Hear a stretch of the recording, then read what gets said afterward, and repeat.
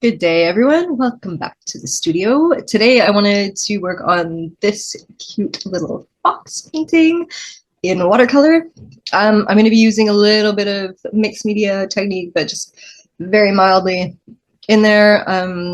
Yeah, and then try to keep it kind of loose and painterly. It's still autumn, so I'm still completely in those autumn vibes with all of the nice complementary orange and blue palettes. So I couldn't resist painting this cute little red fox for autumn. So I'll see you in 2 minutes and happy painting. So before we dive into the painting today, I just wanted to give you guys a rundown of all the stuff that I will be using. So I am actually going to be using an Arches hot press paper today.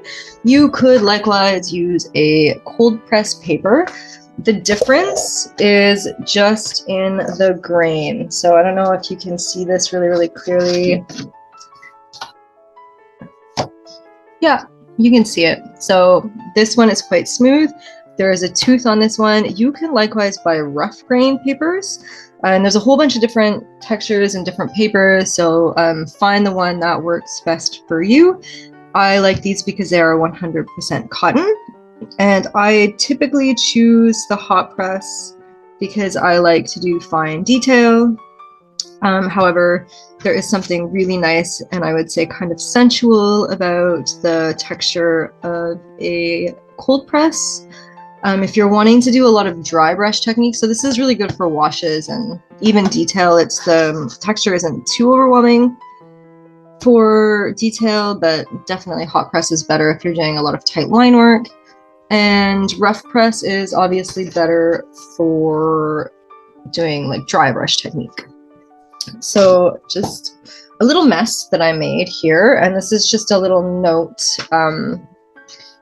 for future for you guys or for reference. I really like to do mixed media with watercolor or anything else, and I really think that the exploration of doing mixed media is really important. So I'm always hearing, how do I sort of develop my own style as an artist? I want my stuff to stand out from other people's stuff.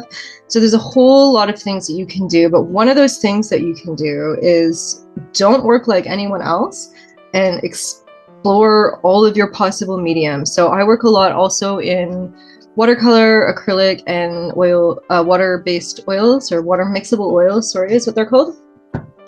And I do like to test out things. So if I'm going to do a watercolor painting, I start wondering about all of the fun things that I have in acrylic paint that I could try. So I tried a whole bunch of different mediums and things. So this is gesso. And actually what happened here was I did gesso on the paper, and then I did a wash of watercolor, and then I did gesso on top. And you can kind of see some of the interesting grain and stuff that I'm getting in here because the gesso partially resists the watercolor, not fully, but partially, and because it's kind of dry, I can get some rough texturing in there that's really interesting. And then obviously you can go back over it with white gesso.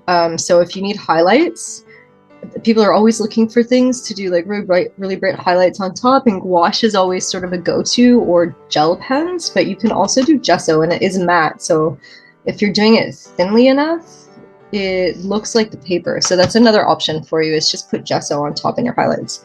This is just straight up titanium white acrylic paint. Again, it only partially resists. It works quite a bit like the gesso, but it resists a little bit more. And because it's sort of a drier medium, and I'm on a cold press paper here, we can see some of the texture and the grain picked up with the paper. This one is an acrylic glazing medium. This is the one I'm going to use today. It comes out of it's actually the one from Golden. So the satin glazing liquid. You can actually get matte, so it might be even better with matte, but I haven't tested it, so I'm not sure it's going to resist as well. This does have a very slight sheen, although I don't see it at all in this anyway, so it's not a big problem, but it does resist, as you can see, and it's really easy to spread. It's kind of like a fluid texture, not too runny, but it spreads very easily, so I can get some really neat line work with this. This is rubbing alcohol, table salt. This is granulating spray. To be honest, it's quite costly, and I feel like you get sort of similar effects with just salt. So that's another reason why we do these tests. Sometimes you don't need to spend a lot of money. You can get similar effects with cheaper things. This is gloss medium. As you can see, that's really resistive, but it also does have a shine on the surface, so that might not be something that you want. This is acrylic ink. Again, it's watery, it's opaque, and it does resist or partially resist the watercolor. This is the Dr. Peach Martin ink. So a lot of Indian inks are waterproof and will resist also. So you could do a whole test with India inks on that. So that's sort of just, I like to do these little test sheets just to see if there's interesting things that pop out that I could use in the future for texture or effects or whatever. So this is our little sketch for today, actually. So next up are my paints. I have used a whole bunch of different types of paints, and in different tutorials that you'll see that I have online, I'm using different paints. I'm really in love with the Mwango Gallery paints right now. They're just so incredibly vibrant. It does come with a little thing, but I like to do this just because I'm a bit of a nerd. It looks more organic and it fits in there, but it does come with a printout that you could just cut off and do the same thing with. I actually reordered it. This is part of the reason I reordered it from what they had originally ordered, because I really like to go from my cool reds through to my warm reds and then my yellows, so cool yellows through to warm yellows. And then this is, I believe, my black, yeah, my black, and then my browns through to my greens, and then here's cool greens, and then my blues. So I just kind of reordered it a little bit for my own logic. But that is this one. So we're going to be using these colors today. And then for brushes, so I have a whole bunch of different types of brushes that I use. I'm honestly not too picky, but my favorites are the Soft Aqua by Raphael. They are not too expensive, and they just get really, really nice points to them. They hold quite a bit of water. They look really pretty. They're really nice to hold. I love them. So pretty much all of my paintings I do with this one brush. It's the 3.0. You'll see. I'm going to grab this right in the beginning, and I probably won't deviate so much from this one brush. So that's really handy if you need one thing that works for all of your work, and it's not too expensive. That's kind of perfect. Some other brushes that I have. So because I do a lot of acrylic painting, I do have this too. The Isabey number 4. It's a bit of a cat tongue shape. This is real squirrel hair. I splurged for my birthday, but I also feel a little bit guilty that squirrels were harmed in the making of that brush, whereas the Soft Aqua is not real fur, it is synthetic. I use some detailer brushes. I'm just gonna show you these points. Actually, I've got a few of them. They're the same brush, but some are just more used. So I actually, I do a lot of cross between my acrylic brushes. They're just synthetic brushes, random stuff, different sizes, shapes, but you can use acrylic brushes with watercolor. You just have to clean them. It's only oil brushes that you have to be careful of. And then I've got these cool little like silicone things, and sometimes I use these to create some texture, just scraping on rocks and things to create some texture. So I'll put some paint down and then just kind of scrape with these, and I get some really cool texture. And I do that with my acrylics all the time also. So these are pretty handy to have. And otherwise, I always just keep an extra piece of paper on hand that's cheap student paper, so I don't have to worry about keeping anything expensive as a test piece. But the reason why I keep that is just to test some color mixes if I need to. So that's it.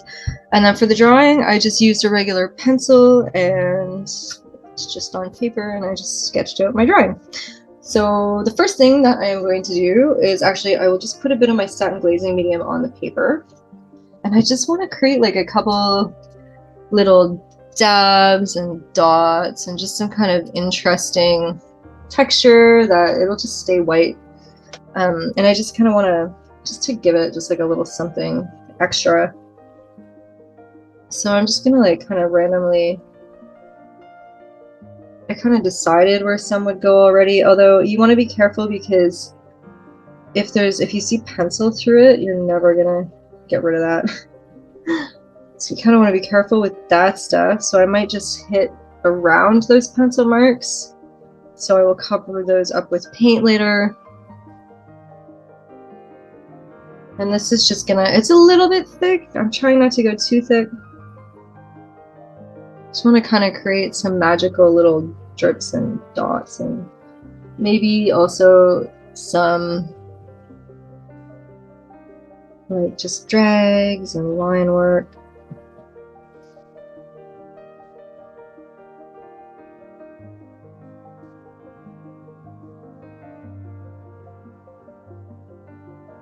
Like maybe there's just some little leaves and things on little branches, and they're just gonna stay white or mostly white.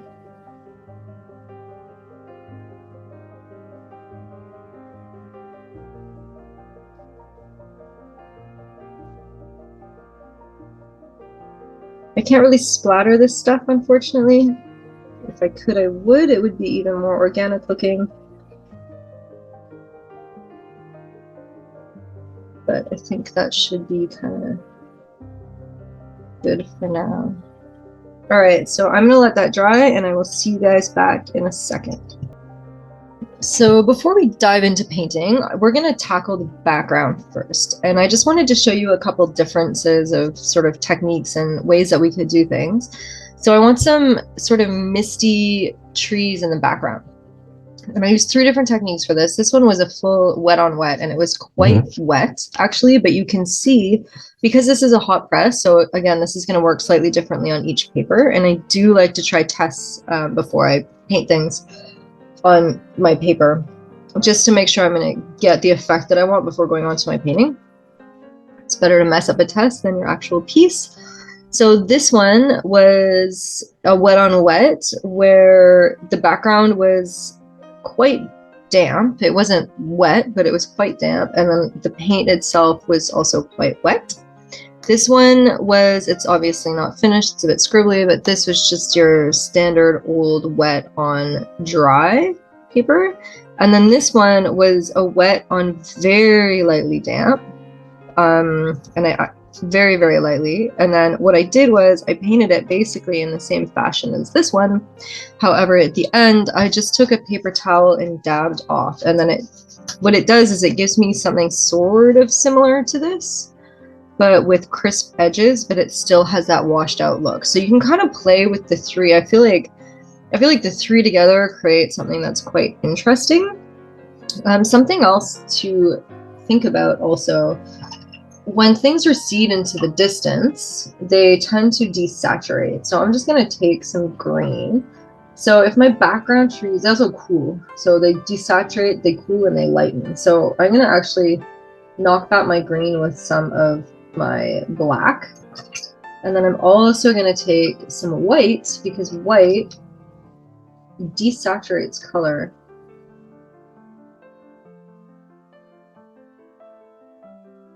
So if I use a desaturated color as a wash, I already have something that's kind of grayed out. I'm just scribbling here. Sometimes it's better to not be precious, honestly. So you can see already I've got something that's similar to this. However, I haven't wiped it yet. So now what I'm going to do is take my handy paper towel, now that it's partly dry, and just dab it away. And then I'm just going to come in and do this. So again, I get the clear edges of something that was wet on dry. I get a very faded background, misty tree look.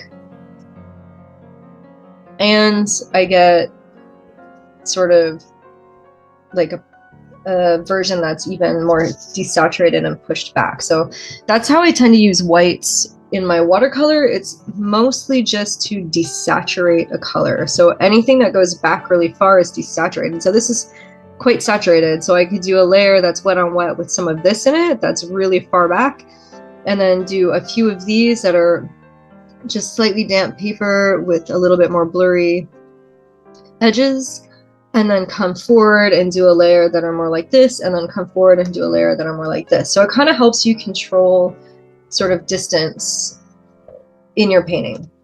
So without further ado, I am going to work on this background. So as you can see, I've kind of laid out a couple trees here, and I just want some washes and things over there.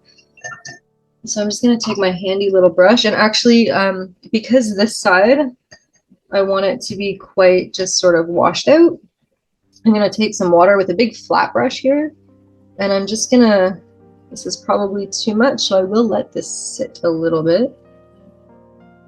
And I think I will just sort of avoid my fox here. And then on this side, I'm going to want it sort of damp, but less so. So I'm actually just going to add some water here for now.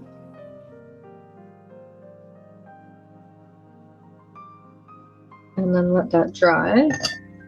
And then on this side, I'm going to take some of that desaturated mix with some white added.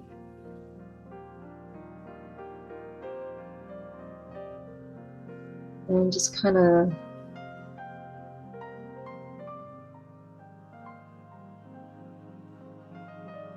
create some wash shapes here. I might add some of the Payne's Gray to cool that back.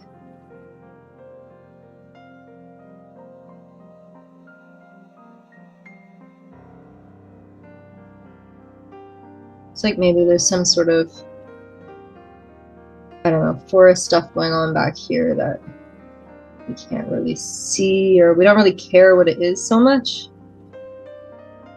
It's just to give some background trees. And then I'll take some paper towel. I'm going to take some clean one. And I'm just going to ball it up and just kind of, I don't want the edge there, but I'm just going to kind of dab into this. So we get some of those edges, but we get that cool washed out effect.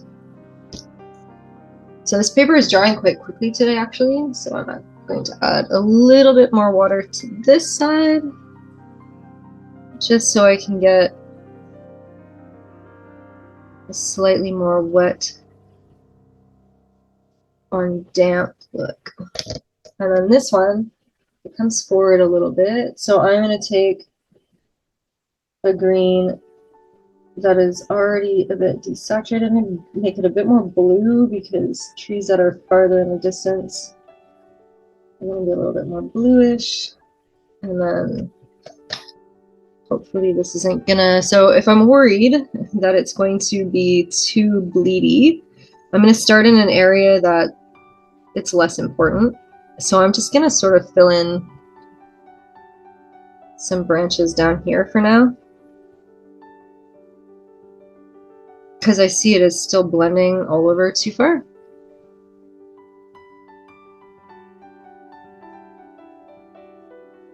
And then I'll just kind of wait for my paper to sort of catch up.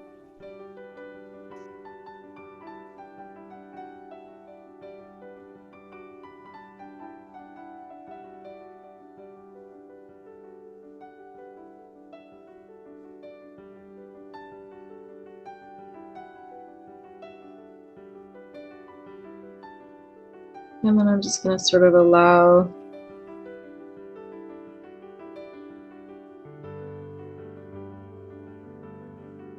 some little branch shapes to come out in here.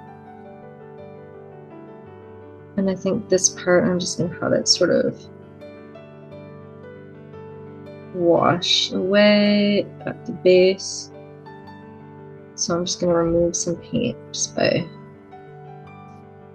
dragging my brush over it, and then I think I'll dab it a little bit just to stop it from moving. You can see with the hot press, I dabbed too much off. It wasn't quite dry enough yet, but that's okay. We can just go back and add a little bit more paint in. I was finding it a bit too wet anyway, still to be working, so this is a bit better. Sort of a timing issue on these. I do want some sort of crisp edges on here.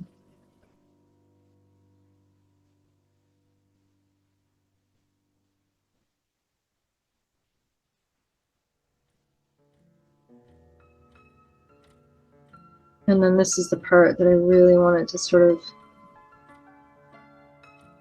disappear.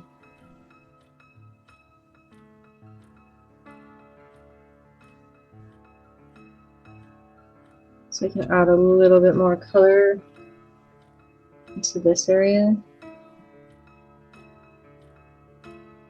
And just kind of let that do its thing.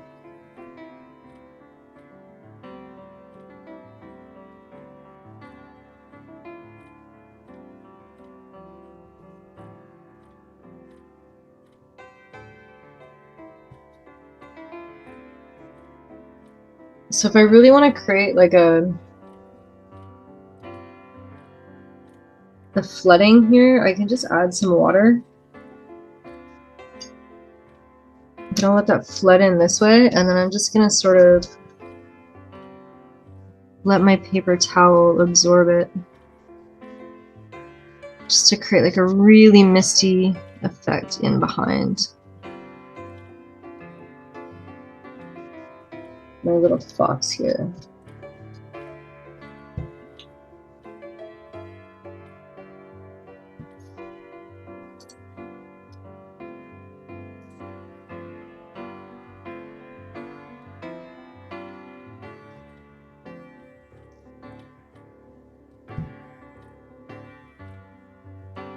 So I'm just gonna let this dry. I'll be back in a few minutes.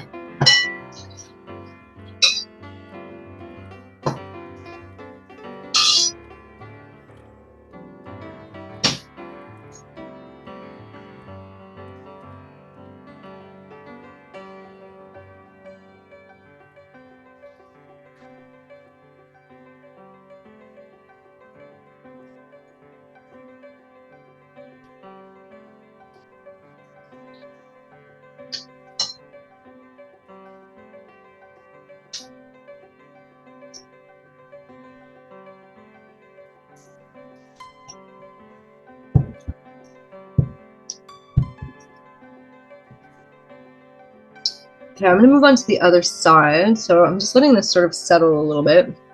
But I'm gonna take my larger brush, and I just want to kind of create a variety of color back in here. And I'm just using really watered down paint. I'm just right on my dry. And I'm just kind of doing like random brush strokes.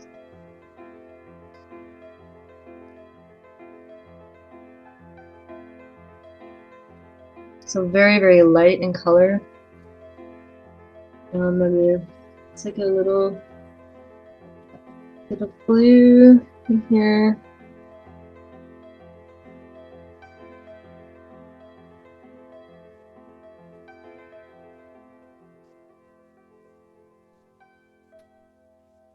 It's quite loose.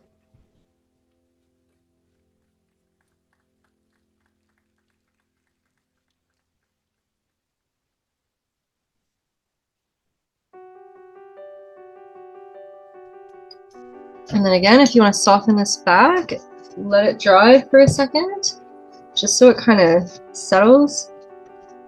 And then come in and just pat some of this down. And it'll push it back.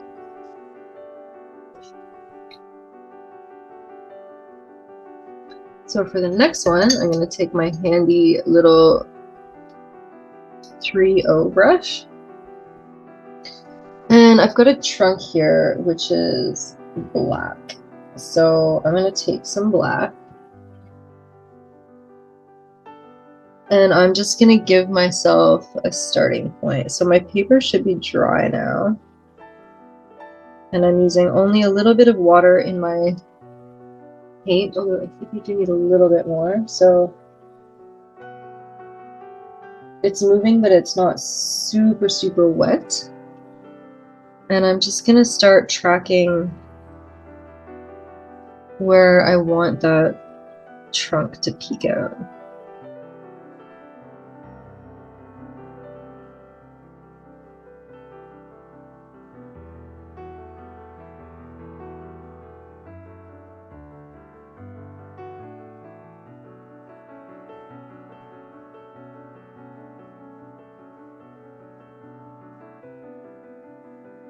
And I'm gonna let some of the branches hide it along the way.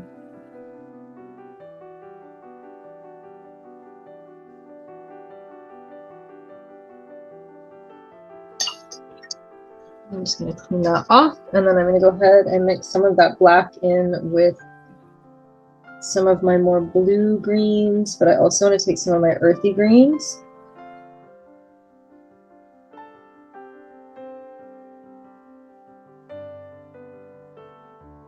A bit more black. And again, I have a paper to test my color, and I think that this is still too warm. Yeah, maybe something more like this, just to give a little bit of contrast.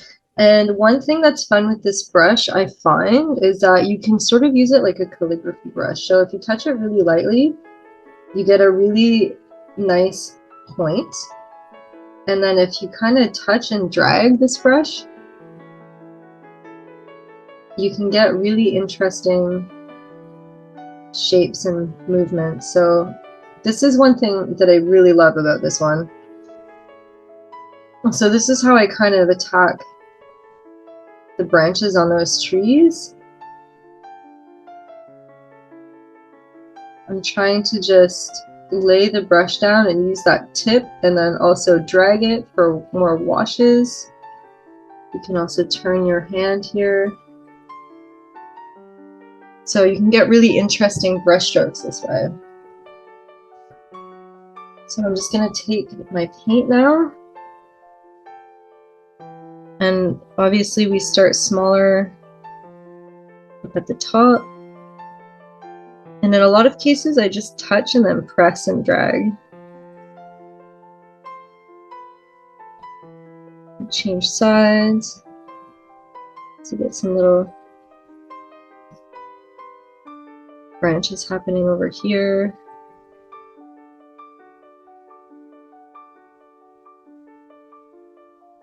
You don't want to create the same shapes everywhere either. So if you find that you're starting to make the same size of shapes or the same type of marks, you want to vary that. So trees are a little bit unpredictable in how they grow,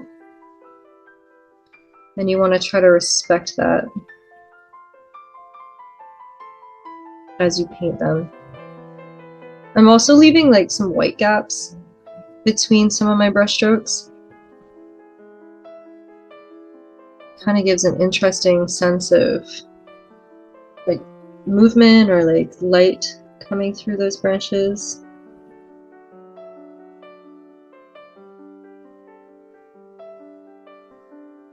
I think I'm going to take a little bit of this color, but I'm going to add a little bit of black to it, just to give me sort of a darker color, maybe a little bit more blue also.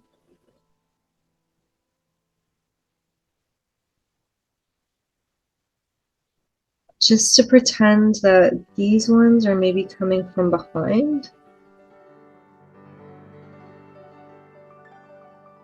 Because not all branches are in front, and we tend to forget that there's branches that come in from behind and underneath. So just create a little bit more variety in there.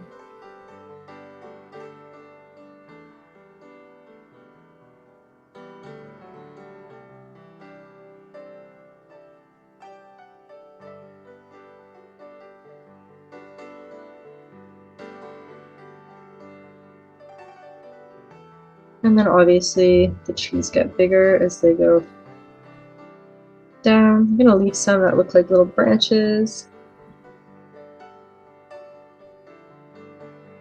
Again, I'm trying to not be too predictable in my shapes.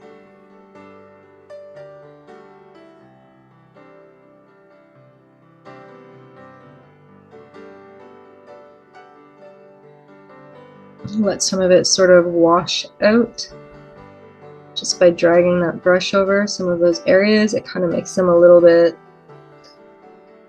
less defined, which makes them sort of look like they disappear a little bit.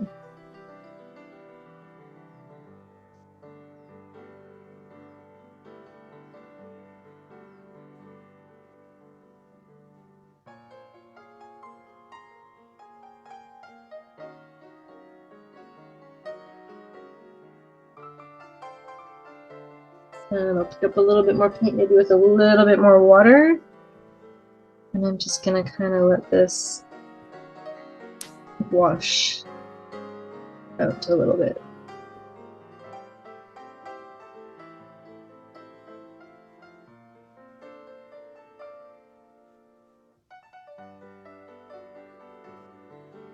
There's supposed to be another little tree in here, I think. I'm just gonna add one in just to grab a little bit more layering in that area.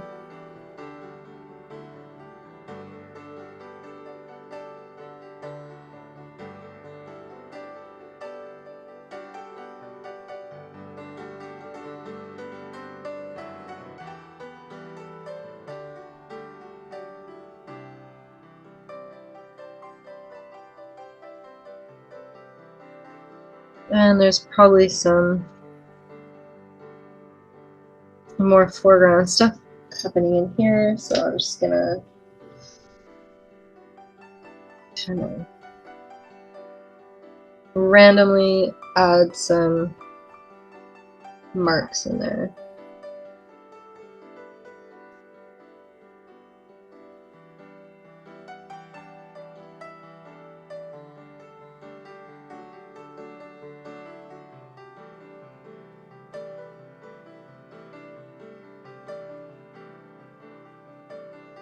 I'm not sure we always need to know what's going on. Sometimes it can be quite suggestive.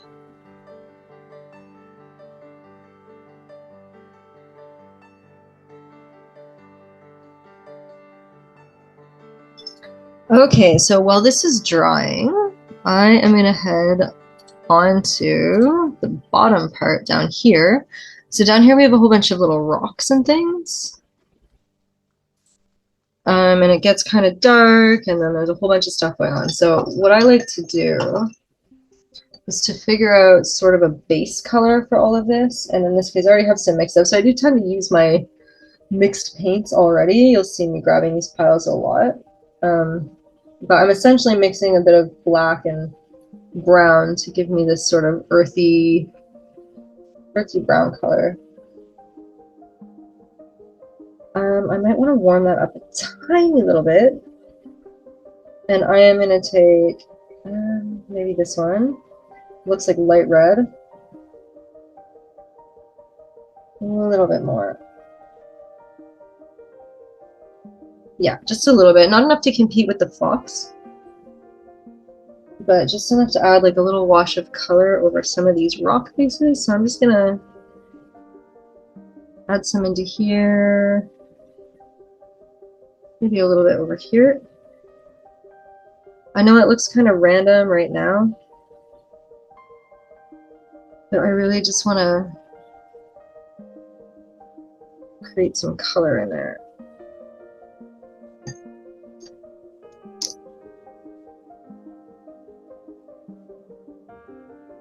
I'm just going to come in now and take, it's still a bit wet, so I'll let it dry a little bit.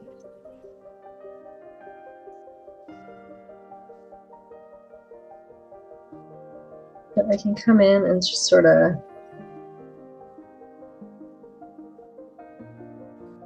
lift a few shapes.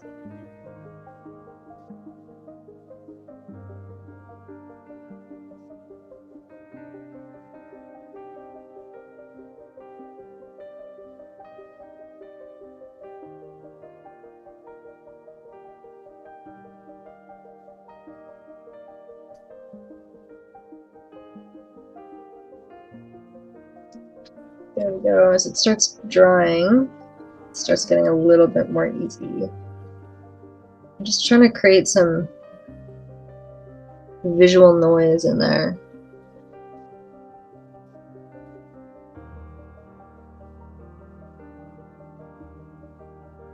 So it's not all one value or tone.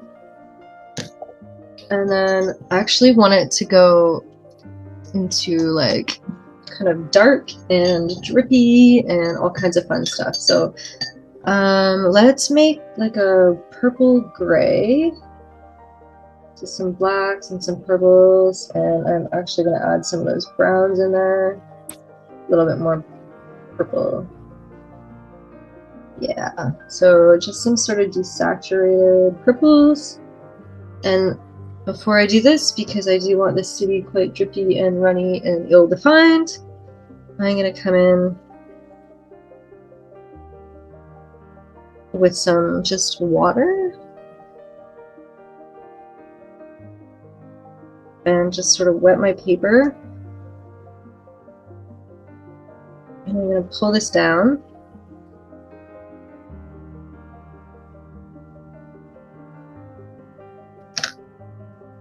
I'm going to take my brush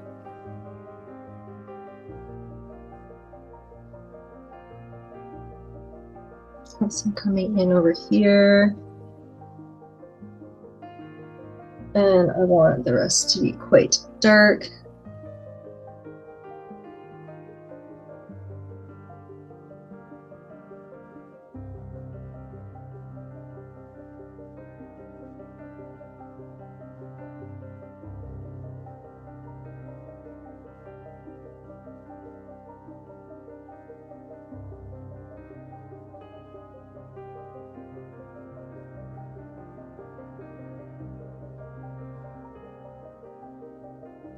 I'm just going to tilt my page up a bit.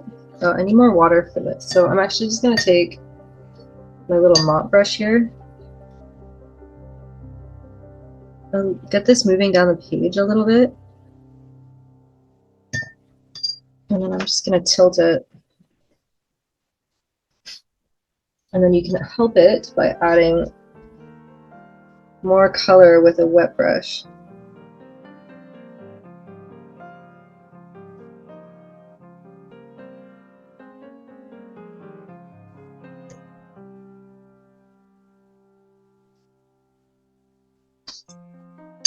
Grab some more water on this one, and I'm just going to pull this sort of off the page.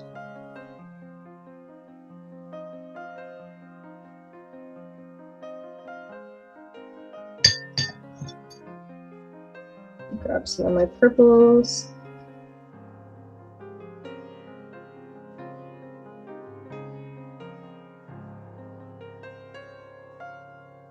So wherever you draw a line to, that's where your pigment's gonna flow. So sometimes I like to just tell my paint where to go instead of doing that by chance. Take some of my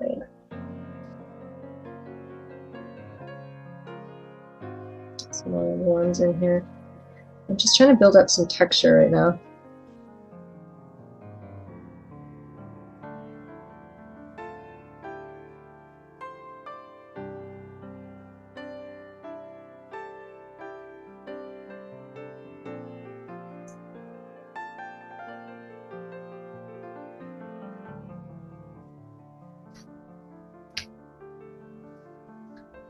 So I have a really big contrast right now between all of this, but I'm going to work on that after.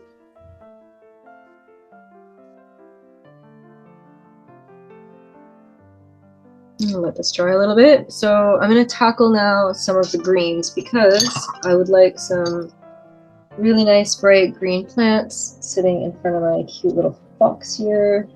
I'm going to take some of this crazy green, but I'm going to knock it back into a more natural color with some of my red green because that is a complementary. And then probably in here there's going to also be some more brown greens. I'm going to mix up a little pile there, and then I've got sort of a blue-green next to it. So let's take our sort of average That's a little bit too golden for me, so let's add just a little bit of this blue green to it.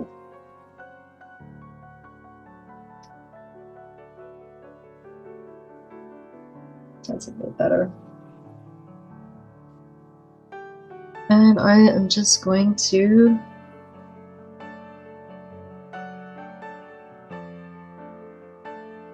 draw out some little grasses. And I'm just doing a wet on dry technique right now. Mostly trying to be a bit random with my brush strokes. And I think I'm going to have the rock come up in here, so I'm just going to define that a little bit.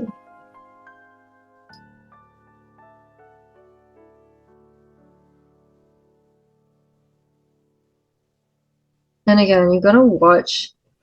I keep doing this.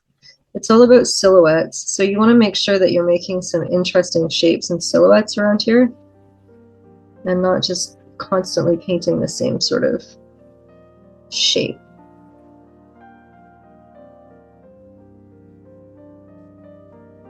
And I'm actually just going to take this now that it's a little bit settled, and I'm going to dab some away.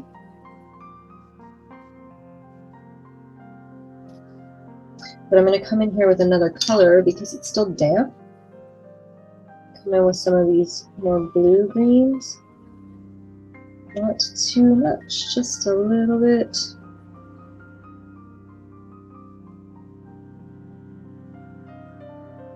And just let this kind of work into those washes there.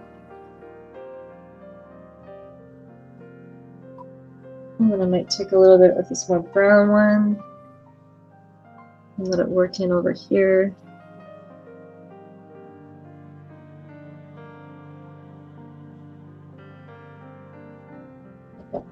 Get some interesting colors moving through that little space. And then I'll do the same up in here. So I'm going to take my base color.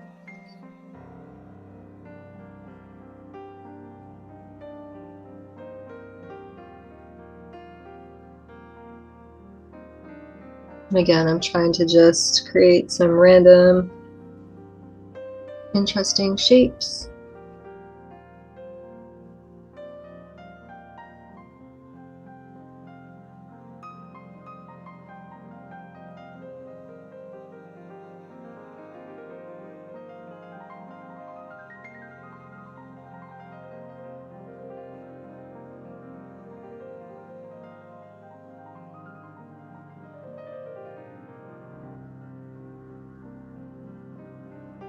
And I'll take some of these browns,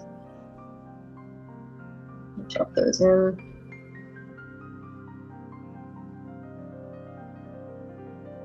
And I'll take some of these other greens, and I'll drop some of those in.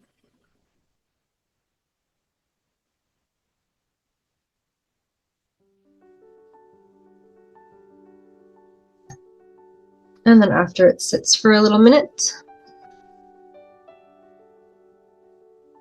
and come in and remove some of the water, just to give that sort of uneven tone.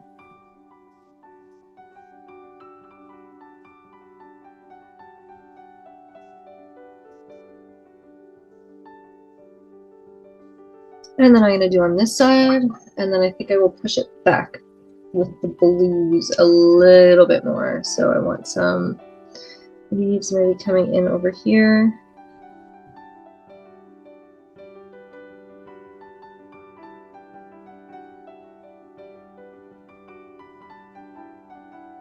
And I don't want to go too dark on these because I can later layer some other things over them to create more foreground. This is just my initial wash phase.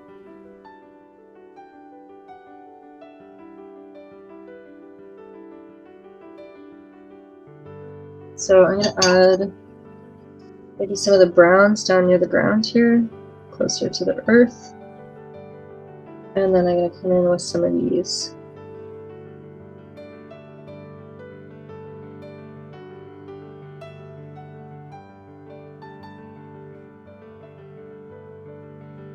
Oops, I don't want that on my fox though.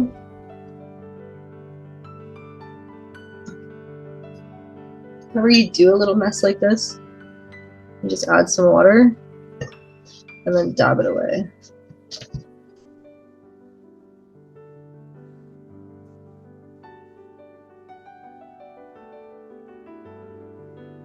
Okay, this part, I think I want it to blend out a little bit, actually, if I think about it. So I'm going to add a little bit of water up into here. I'm going to play a little bit with the wet on wet in that section, but I'm going to let it go from a sort of dry, wet on dry, to wet on wet.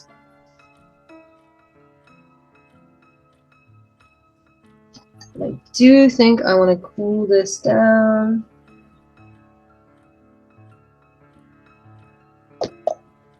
Oh, that's purple. It was a Payne's Gray. Payne's Gray is my favorite color, and I don't have it on this palette. That's one thing I will say about this palette that I'm less fond of. But you can always add colors from other palettes if you've got a Payne's Gray somewhere, which I do. I just want to stick to this palette for you guys. So I'm not grabbing it, but I do have it. So I could, if I wanted, I could bring it over.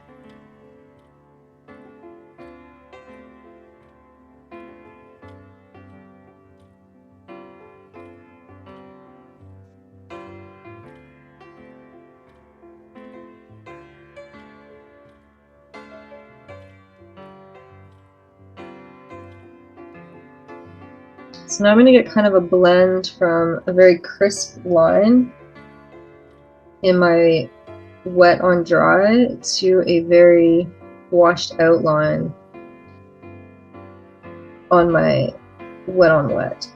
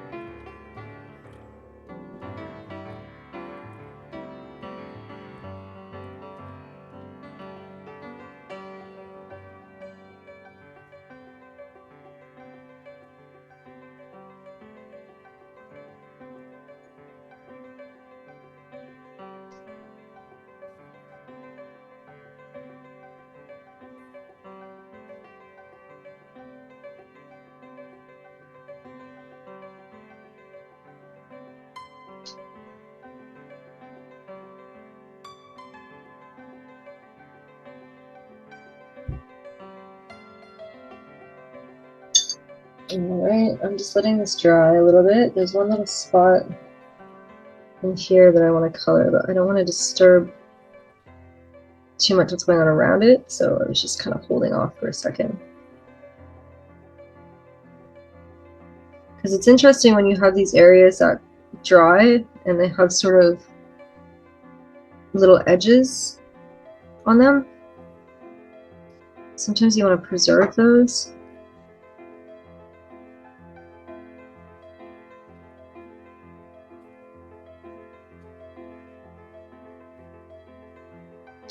And if it looks too predictable, because usually the human hand is a bit predictable, again, I just come in here and remove a little bit.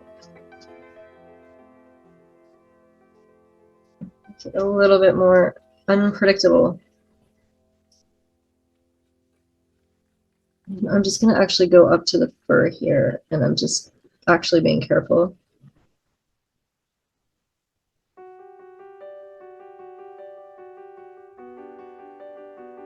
I'll let that mix by itself.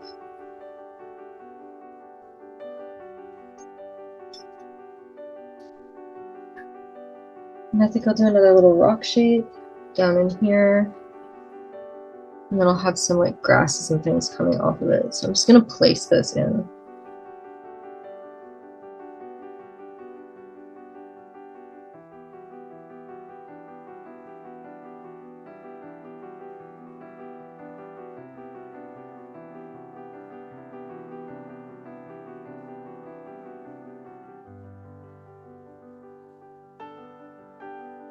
This is where I'm gonna have to do a little bit of drawing, but I'm just gonna wait for a second so I can sort of evaluate what's going on here.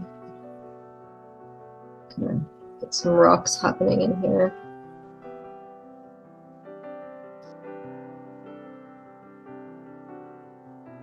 All right, I'm gonna let this dry for a little bit. I will be back in a minute.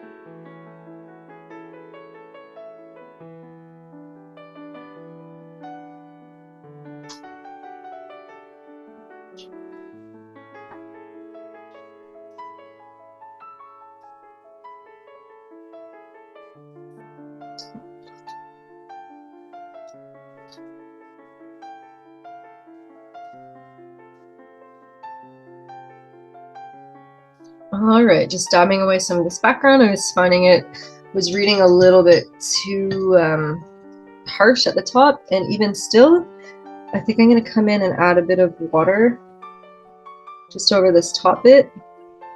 Let it settle just for a second. And then dab that back again. I just don't want a harsh edge up there. I want it to sort of subtly disappear. All right, so for fox, now this is where the fun starts. I do want to keep it somewhat loose, but we can go a little bit tighter than what we've been doing in the background. We will deal with the rocks. We can do those a bit later. All right, so for the fox, so I'm gonna add, I want some areas. Oh, sometimes it's nice to clean your water.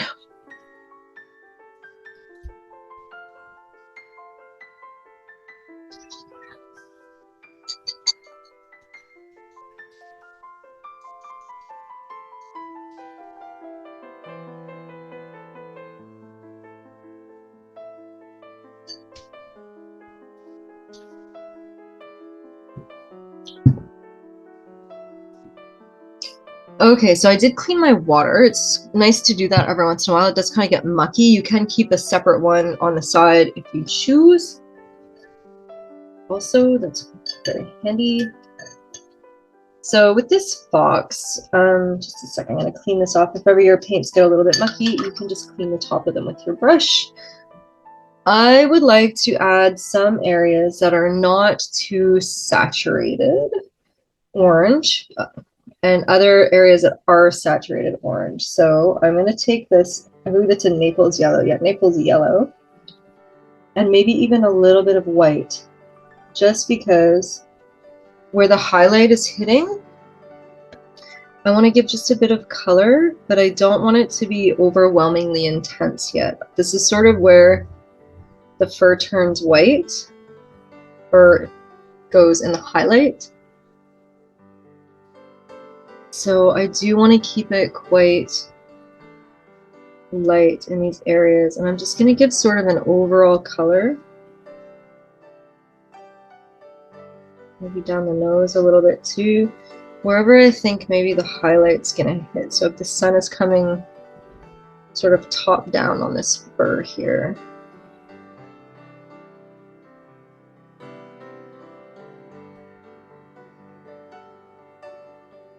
And again, I don't need to have it be even all the way along. I do like to create that sort of variation, so I'm just gonna sort of dab off a little bit. I realize you do that a lot, but it's the technique that I really like while I'm painting in watercolor.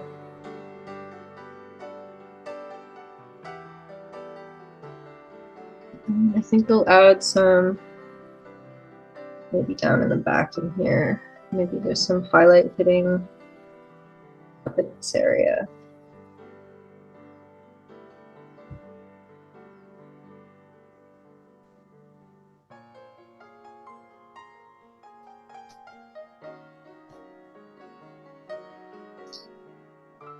All right, and the chest area is in shadow. So I think I'm just gonna go nice and dark into here. This is where I can sort of decide some shapes around here. Let some little bits of green act like grass.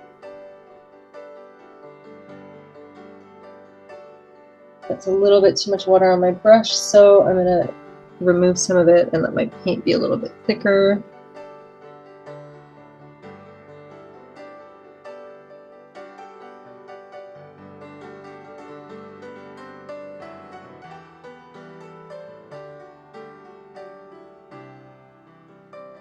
Sort of a high area of contrast in there.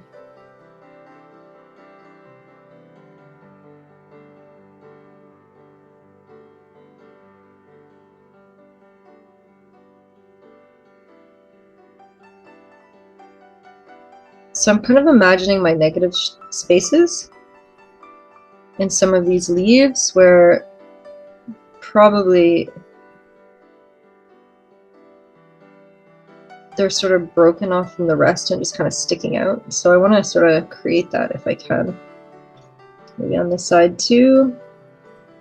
And I'll go in later because these are foreground leaves. So I got like an initial wash down right now. But I can go in later and add some more contrast and variation to this. So I'm just sort of leaving that as the initial wash right now. So it would be sort of my highlight color. But I will go back in later and sort of redefine some of these passages.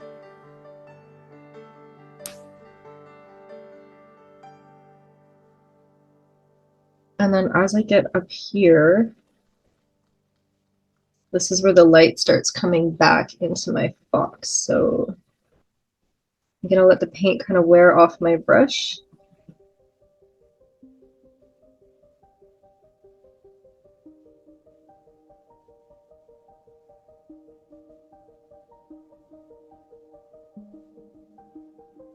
And let this blend through.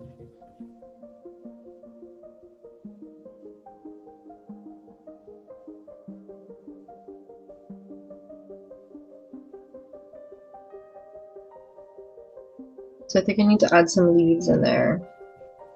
Just if I kind of try to imagine the shape of my fox here.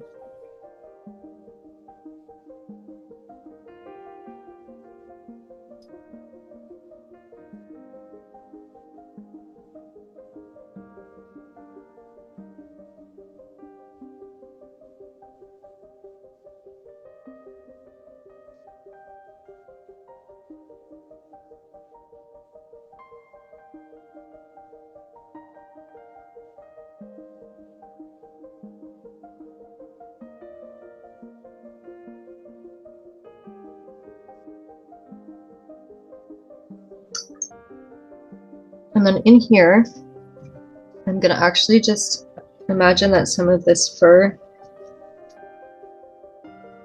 is angling downward. So I'm just taking a damp brush and I'm just gonna hint at some fur coming in this way. I'm gonna actually remove this one a little bit more. I got a bit of an edge there. So I have to work a little bit harder to remove that, but I can also dab it with my brush here. Maybe there's some coming up in this way.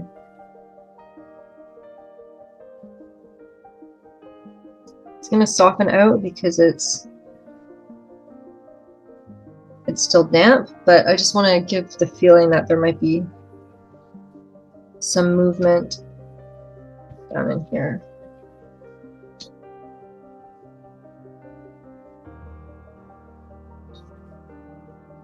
And this is the part where I wish it was my iPad and I want to zoom in. That's what we can't do with these. This is where I start to get a little bit more picky about detailing. Let's see, I'm actually just going to grab some black in here too. Because I think under here,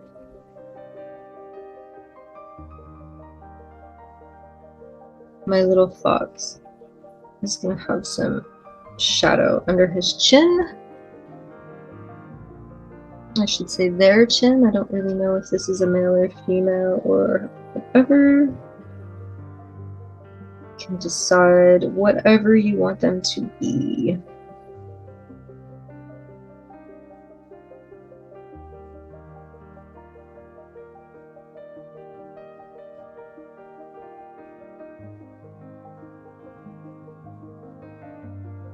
And I'm just going to actually remove some of the paint from my brush because I want to create a shadow here but less strong. So I'm just going to basically pull some water across and let that sort of blend through.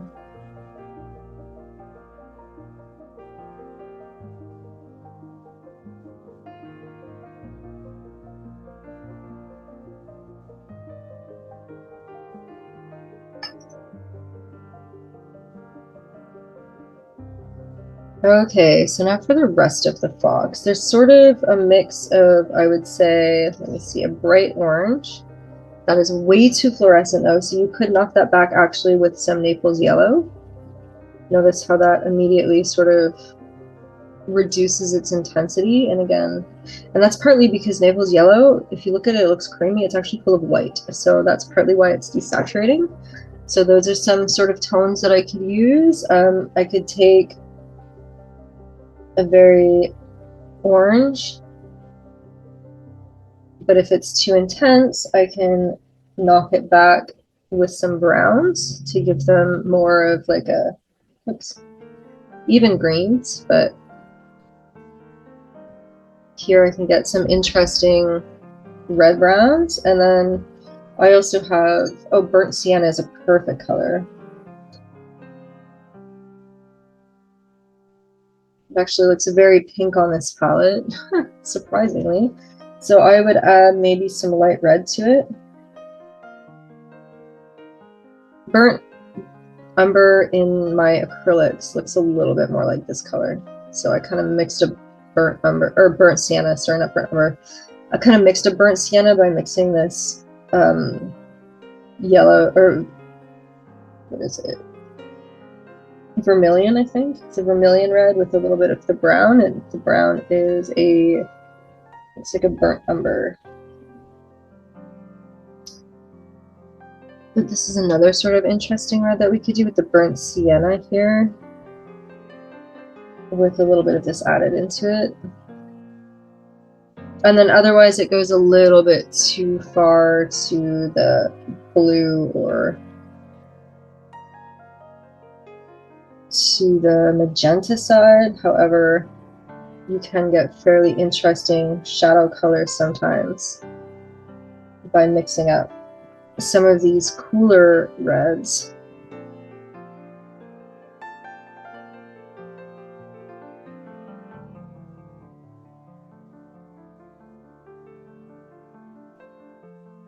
So you can kind of create shadows. So we can get a very interesting sort of mix of oranges for our fox here, just kind of by playing through the colors that we have.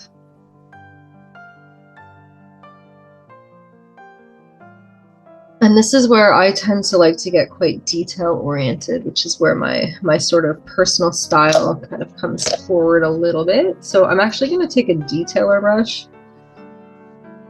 And a detailer brush is basically one of these very long and very thin brushes. And when they're wet, they come to a really nice point. So I'm actually just going to take some of my black.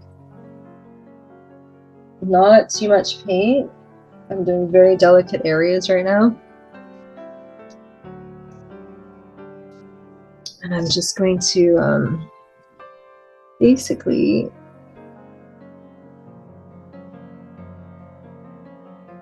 start painting in around this eye. And actually, this brush has a little straggler piece on it. I'm gonna take my other one.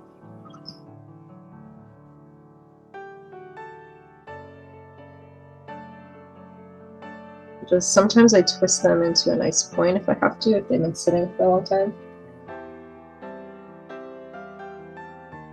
That one detailer brush has a hair on it that doesn't want to release the paint probably.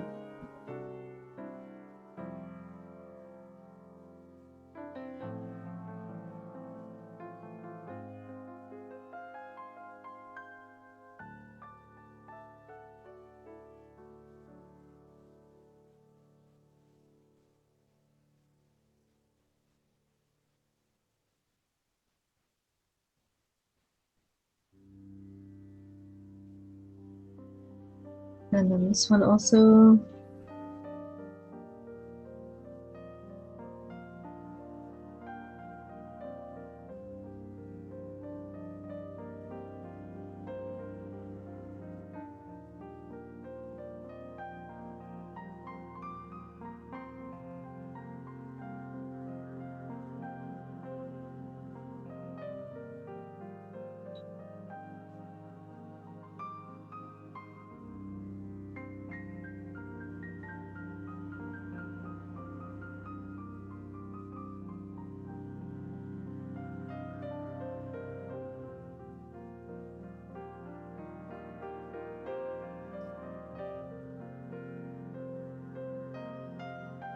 So I'm just going to establish my darks, and this is something that I think is pull over, I guess, from working in oil and acrylic.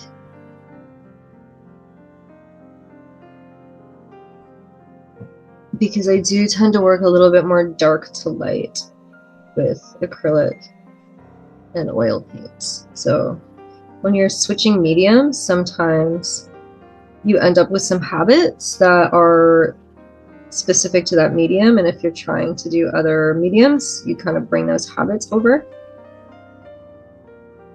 But I also find that that can be very interesting because it can give you a unique style just by mixing and matching your medium, and then you don't necessarily use it wrong, you just use it in a way that's very unique to you and your situation and your education.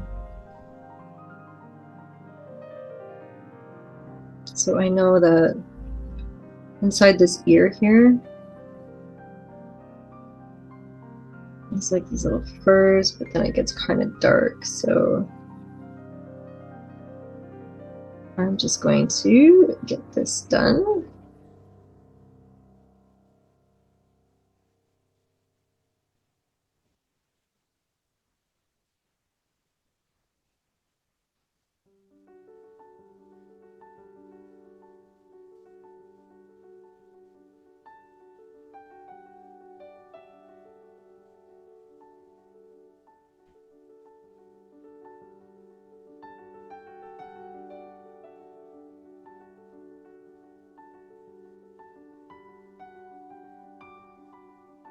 And it looks like a big contrast right now, but we're going to sort of draw that out later.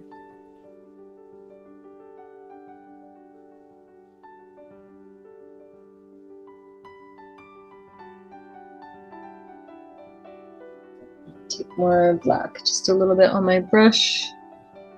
And then I'm gonna do the same on this side.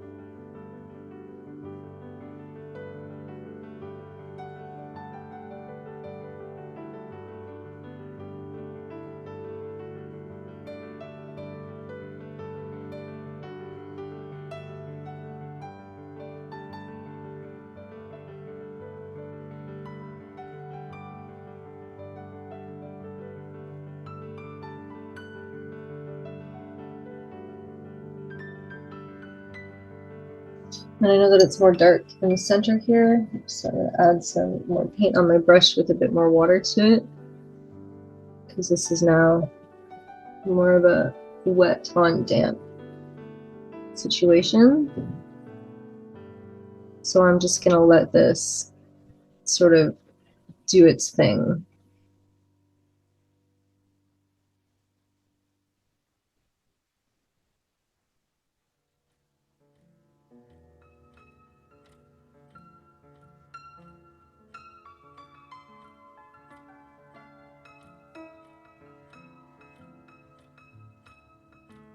The watercolor does dry too when it does lighten when it dries, so that's one thing to remember. So even though maybe it seems like we went a bit dark initially, it often will switch back the other way. So I think I like this sort of like orangey, yellowy, and I think what we did with that is we mixed, let's see, it looks like a base, this one I think, and some brown. And a little bit of orange. A little bit more brown. Just testing the colors out. Yeah, so I think something like this could kind of work for up in the top. Maybe a little bit of this yellow ochre, but I think I'll mix the color a bit like that. So I'm just going to take a little bit of this, a little bit of this, knock it back with a bit of this, and add a bit of brown.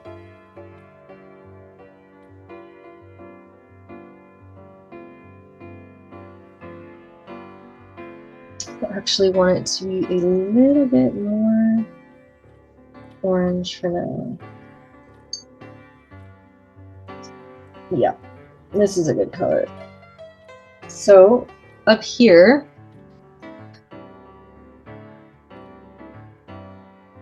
in the top of the face,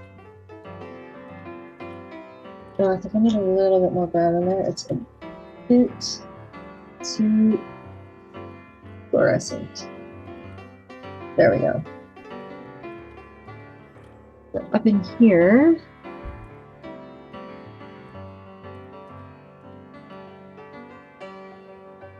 there's a whole bunch of these sort of yellowy colors, or like orange and some browns and a whole bunch of other colors. I'm actually gonna add more water just so there's less pigment, because on this side I want it to be a little bit brighter, a bit less saturated.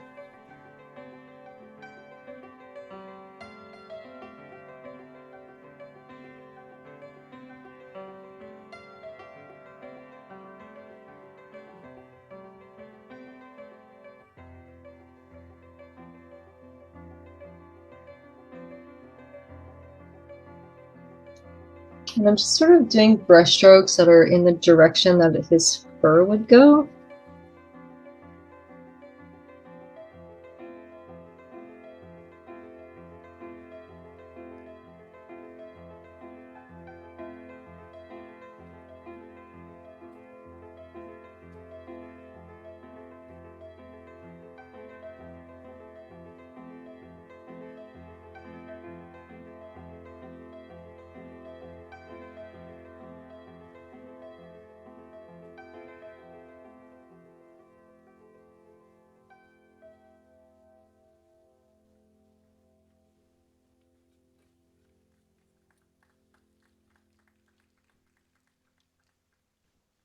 And then this one's maybe a little bit more saturated, so I'll grab a little bit more color off here.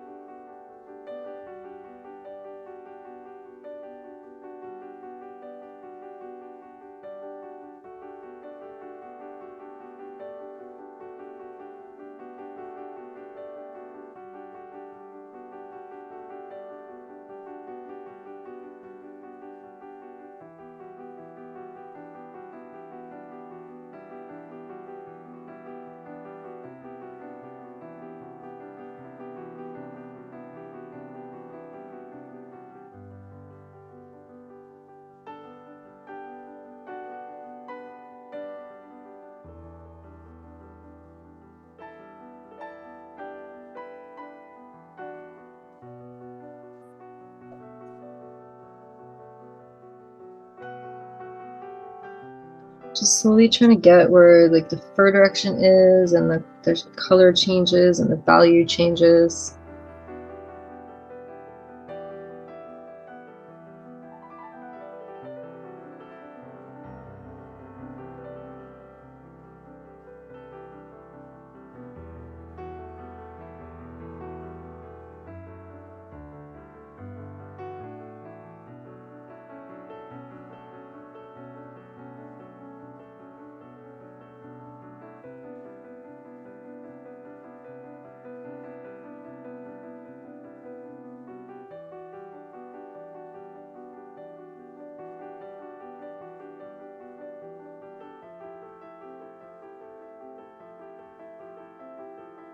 I'm just kind of carefully laying these in. So anywhere that I want highlights, I am leaving them white, or I'm letting the color that we laid down before show through.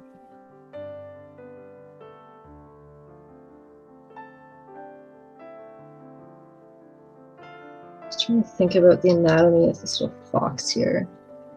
And I've already sketched it out for myself, but I'm not always necessarily so accurate in my sketching. And then I kind of reevaluate as the color starts going down, because sometimes things kind of change after that. So I'm going to take some of this color because I like it and it's working for me, but I want something that's like a little bit brighter. So I'm just going to add a bit more orange to it. And this I'm going to add into maybe this area here.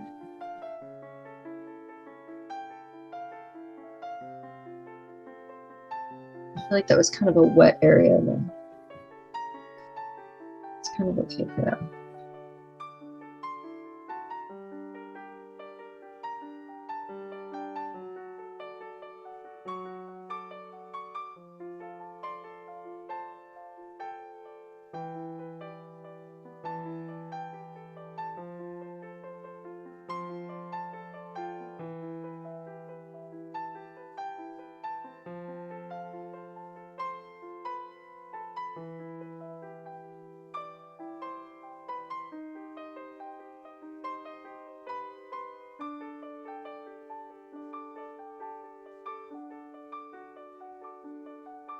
And always thinking about the direction of those furs there.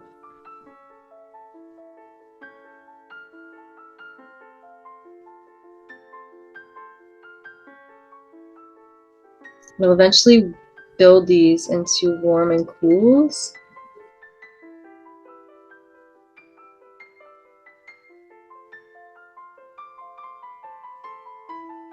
Just by adding some, or mixing some slightly different variations and layering them over top. Okay, now I'm going to take this color, speaking of warm and cool, I'm going to pull it aside. I'm going to add a little bit more brown to it, and maybe even a little bit of black. That had green. So this one,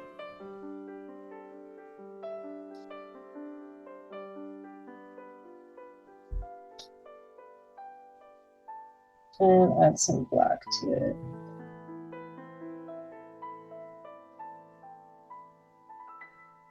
That's not too bad. So this is going to come up in the part over here where I want a little bit cooler shadows, maybe even a little bit more black to it.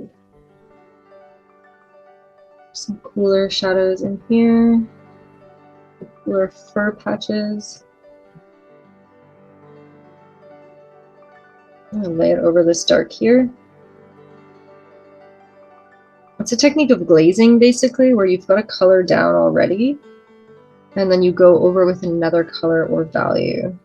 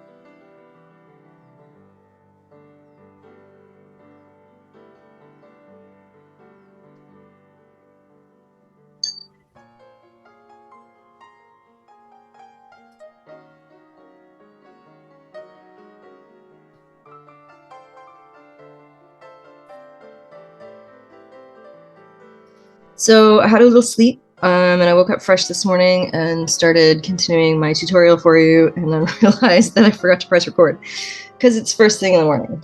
So I did continue on the rock. I added the pupils because those little eyes were just staring at me. So I literally just took my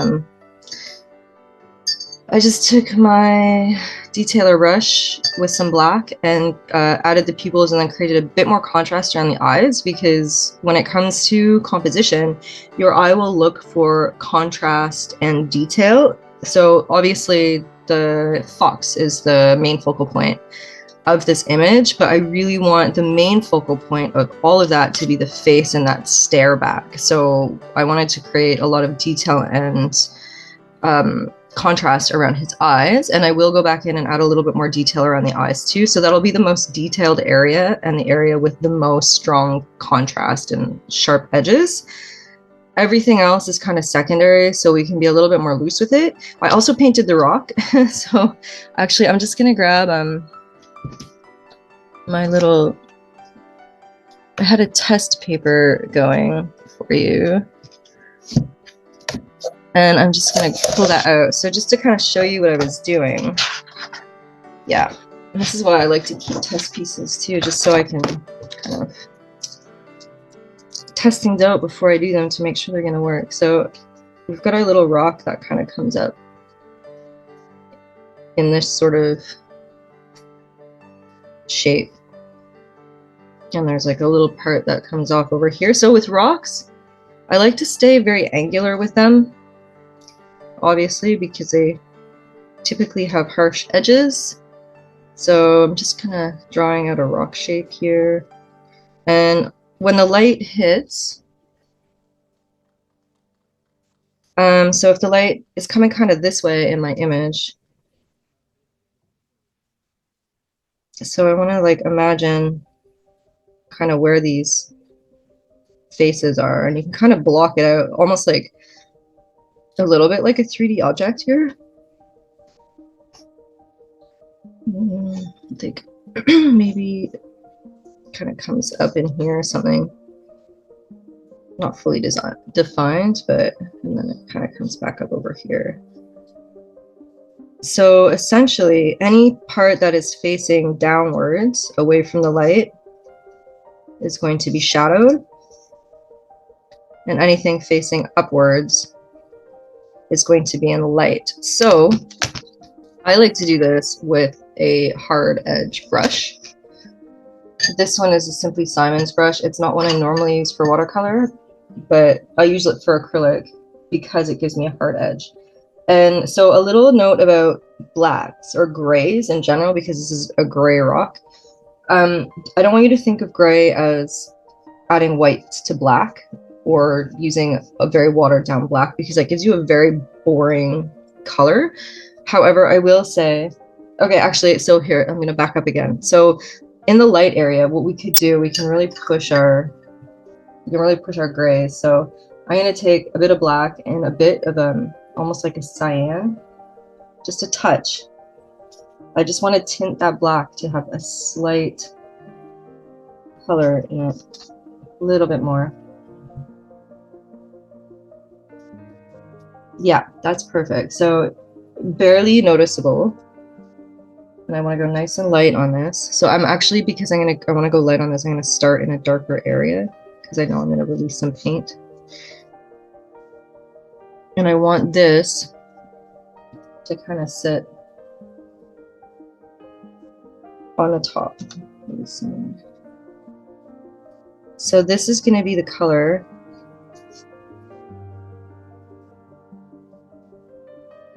of the utmost planes. And you could actually probably go lighter than this on your application. And I want to do nice straight brush strokes. So I am drawing, I guess, a little bit more in this than like watercolor painting per se. So this part would be facing sunshine. This is just sort of like an example of what you could do. And just thinking about those shapes and forms. So a little bit more dry brushy. Obviously, this is hard pressed paper, as we mentioned before. So this would actually be really interesting, or more interesting even on a cold press instead of a hot press. But I'll go with it anyways.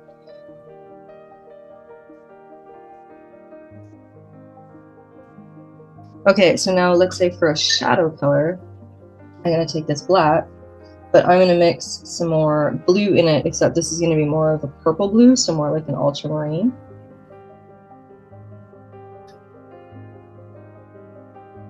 And I could even go so far as to add a tiny bit of like a magenta in there to get me even closer to a purple black. And I want it to be very subtle. There we go. And that's actually too hot, so I'm gonna add some more ultramarine in there. There we go. So I've got a slight purple gray now when I lay this out. I just have to move this over. See, there we go. So that's a nice color variation compared to what we had down already. So I'm going to go in and draw all the areas that might be in shadow.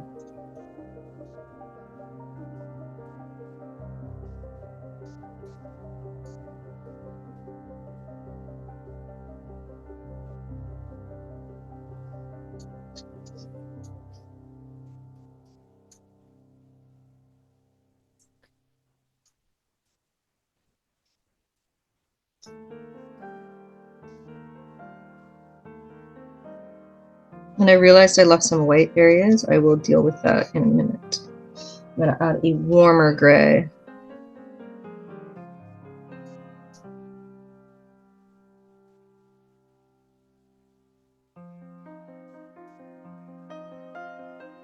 So this gives me that purple.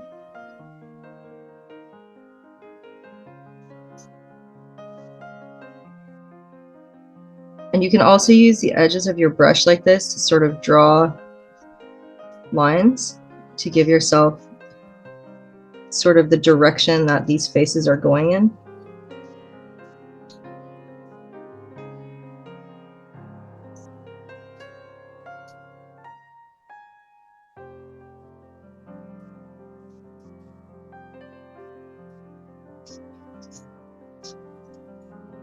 So I'm just kind of making this rock up. I'm not really looking at anything, and I'm going quite quick, so not the best rock design, but anyways, you get the idea. This obviously needs to be darker because this is the shadow, so I'm going to add a little bit more paint to this.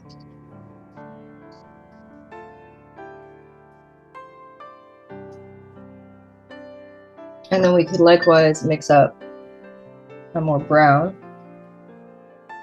gray. It's nice and warm.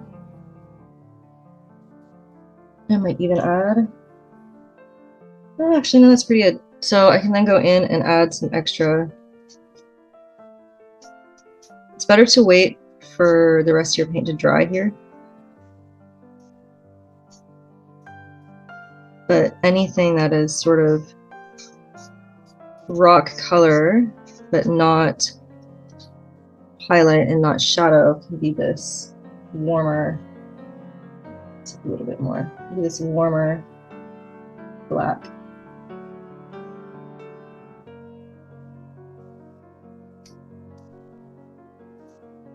That's really dark. Just spread that out.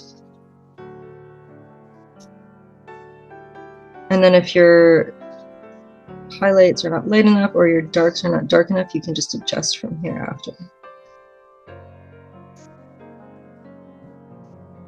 So obviously my shadows need to go darker, but that's okay. It's always easier to go darker in watercolor than it is to go lighter.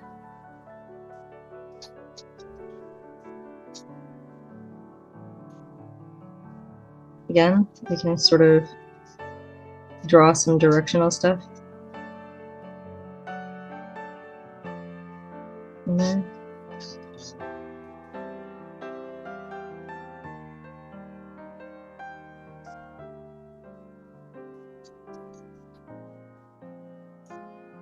And then back into those shadows.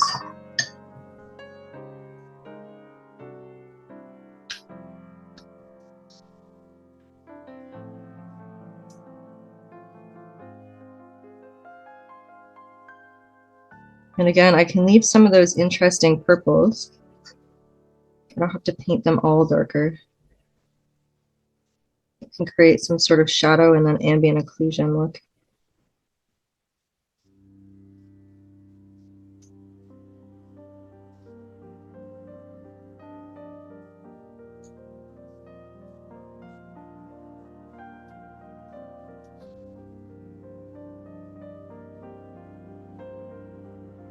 This one, I'm going to do some hints.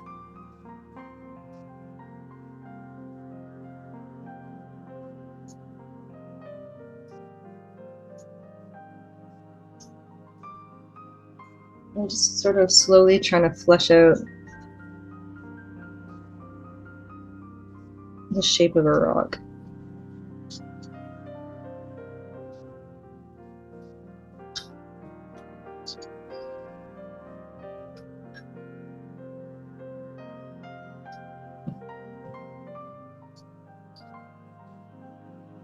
And then we had it going sort of into very dark on our painting. So then it just kind of rolled down. But you kind of get the idea there. So this is sort of what I'm aiming for here. And that was the technique that I used. So you didn't miss it. So yeah, I'm going to go back in now. And as you can see, I managed to stay a bit lighter on my highlights on this one. It was just a little bit less hasty. Sometimes when I explain things, I rush a little bit, and it is to the detriment of my painting. But see, I've got some neat edges here now. So this is the thing that I love about watercolor, because I was a little bit loose with this. I'm going to pick up some of these interesting details and let some things kind of stay how they were, just sort of how the water ran naturally on there. And then you can also think about ambient occlusion. So not all of the shadows are going to be the same darkness. Some of them are in the little cracks and crevices that happen.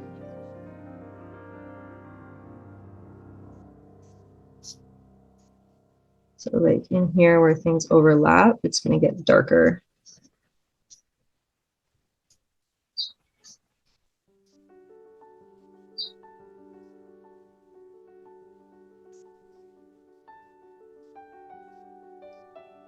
And that looks like a little rock outcropping. So I'm just kind of pulling shapes that I made just by laying down my initial washes. That's kind of cool. I'm going to leave that, some hinting at stuff in there. So I'll just kind of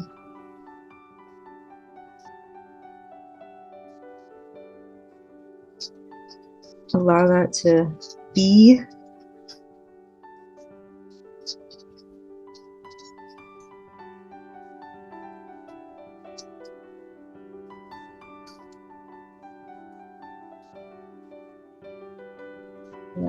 Maybe in here, some darker. There's this neat little edge here. Let these exist in the way that they kind of dictated for themselves.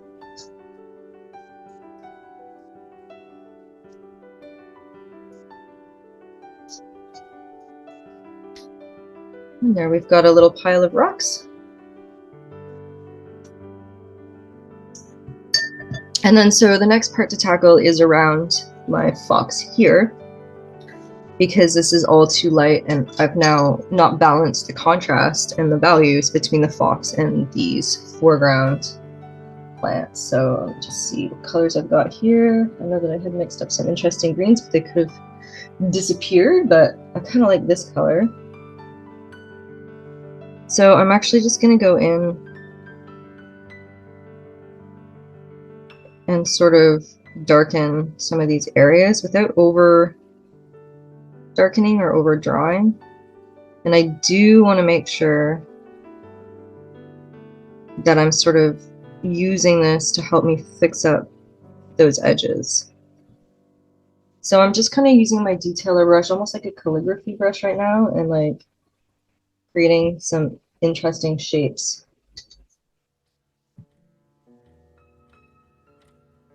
Like this could actually be a dark green in here, maybe even. Helping to define some of these leaves.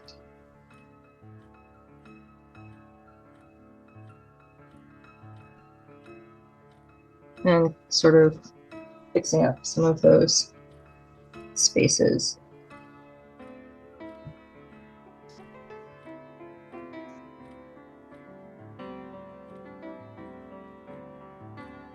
And then going in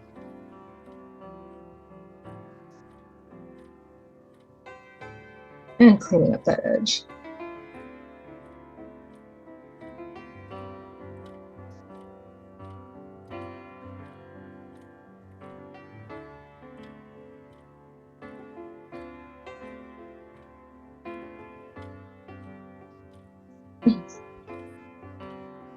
And then over to this side, I think I will just change my green a little bit. We don't want to use the same color exactly on the entire piece. That will just look flat and kind of boring. So I'm going to come over here and take my green, but I'm going to add some blues to it. So maybe a little bit of this one, just so that I can have a green that is less brown and a little bit more into the blue spectrum, just to kind of. And if there's shapes that are already interesting on there, just leave them alone. Like let the watercolor, leave the space for the watercolor to do what it does naturally. I'm just trying to highlight or emphasize things just to give clarity to the overall, but you don't want to like mess with some of those beautiful initial washes that you laid down.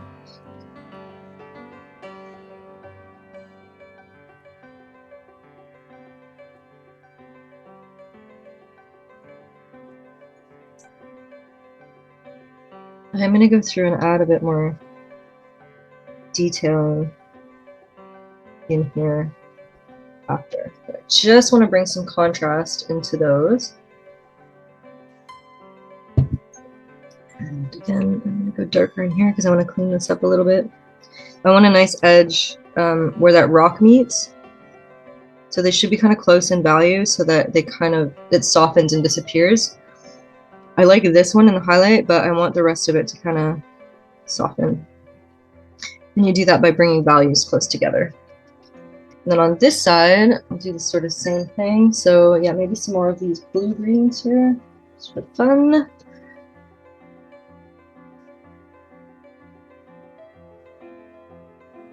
And just this part too. Yes, this was not dealt with. So I'm actually gonna paint in here first.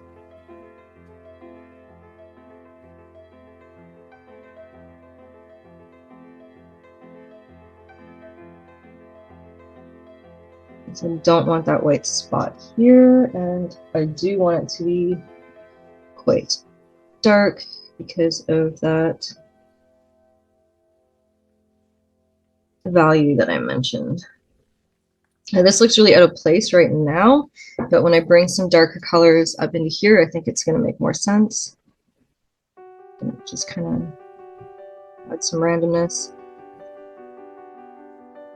in this section.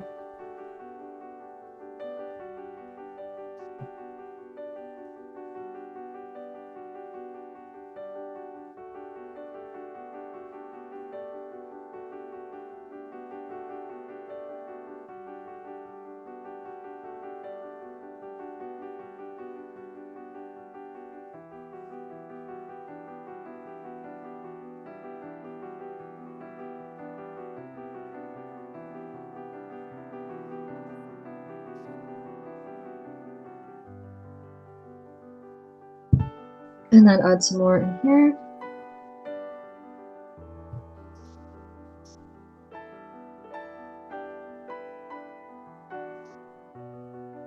So this is where I start to kind of use the brush to make sort of interesting readable shapes. Like you could do a leaf that's kind of that. I like this white bit. I'm not going to touch that. That's something that happened in the paint that I don't want to disturb.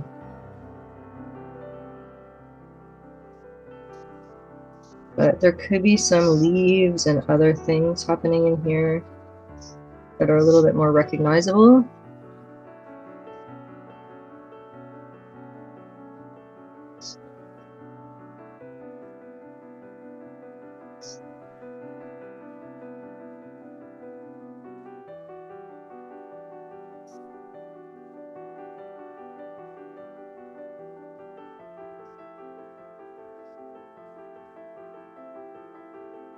And then again, just kind of randomly using my detailer brush to pull out some shapes that are not totally legible, but just give the impression that there's a bunch of stuff going on.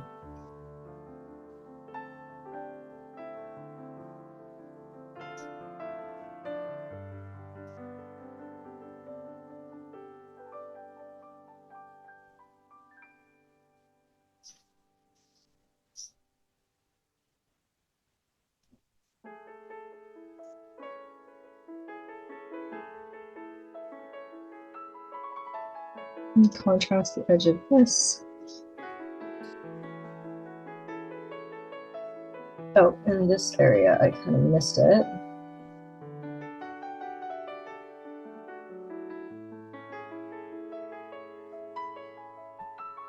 I'm gonna add some little grasses and things coming up. Oh, I need to let that dry first because it's gonna blur and I don't really want it to, so I'll just fill this in first. Don't forget you can leave some little spaces and white gaps, and it just kind of makes it interesting if you don't fully paint everything.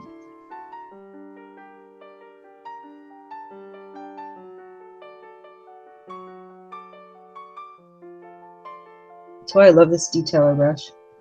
It allows me to very easily create some sort of random shapes.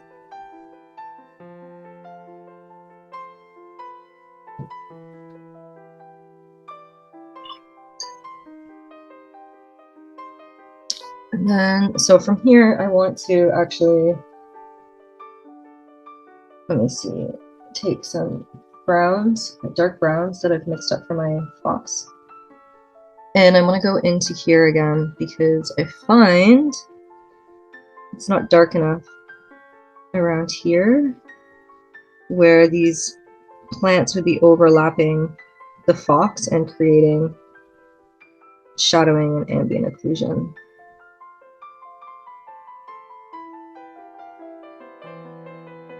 And then this is where you can kind of clean up some of those edges also.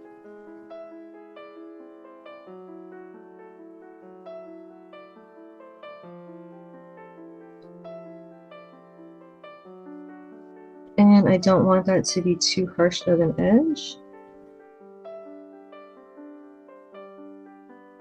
So I'll kind of drag my brush up. And then remember that there's sort of fur happening in there.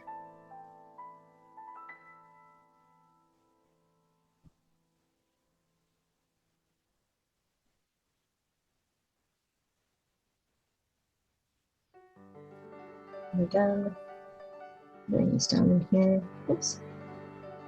Too much water. I can tell by the way it was on my brush.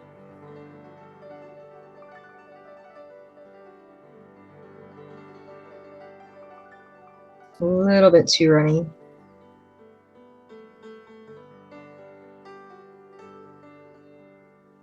But I'll just use it to sort of feather out and let it run. There we go.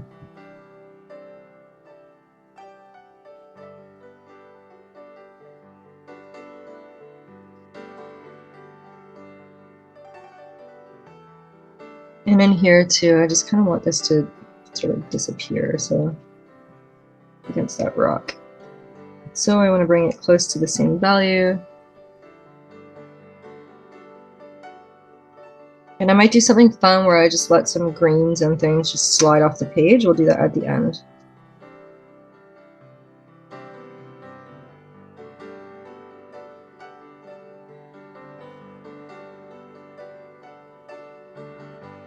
I'm gonna warm up this now with a little bit of orange, so I think maybe some of this light red in here. It's a good color for my fox. Yeah.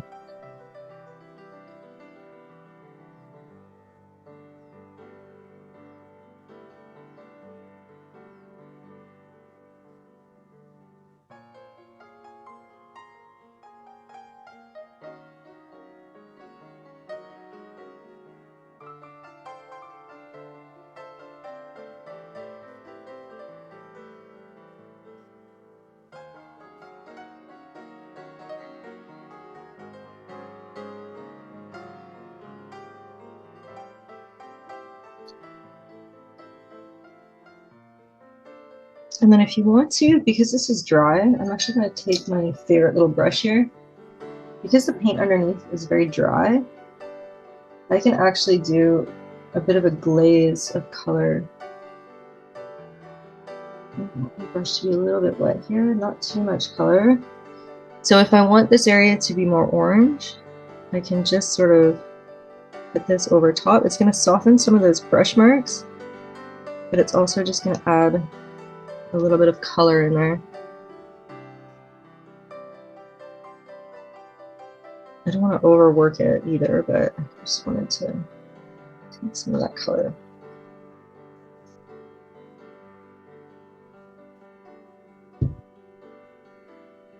Okay, let's have fun with this side. So I'm gonna actually take a flat brush. Yes. And I'm gonna add some water into here because I don't really know what I want to have happen here. I just didn't really decide anything ever. So I'm actually just gonna add some water. I'm kind of avoiding the butt, but sort of allowing it to go over some of the butt. And I'm gonna take a bunch of green, maybe add a little bit of blue in there.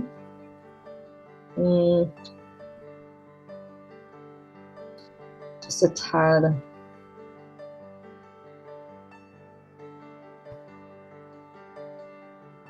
And drop some of this in. And you know what, maybe a little bit of black too, because that's a little bit too saturated for what's around it.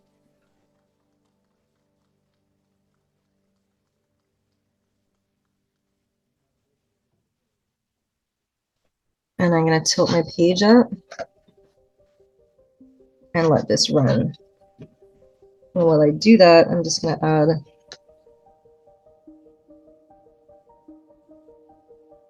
some drops. And some more black in there.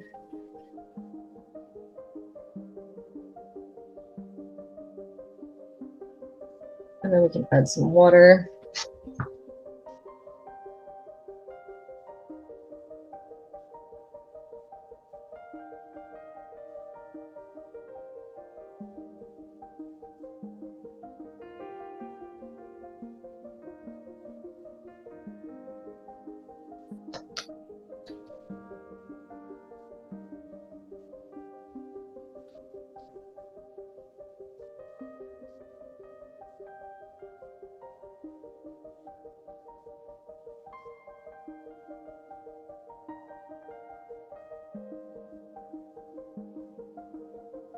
I'm just kind of tinting or glazing this green so that maybe all of that is just part of the grass that wraps around, but we don't really care, so I'm just leaving it like this.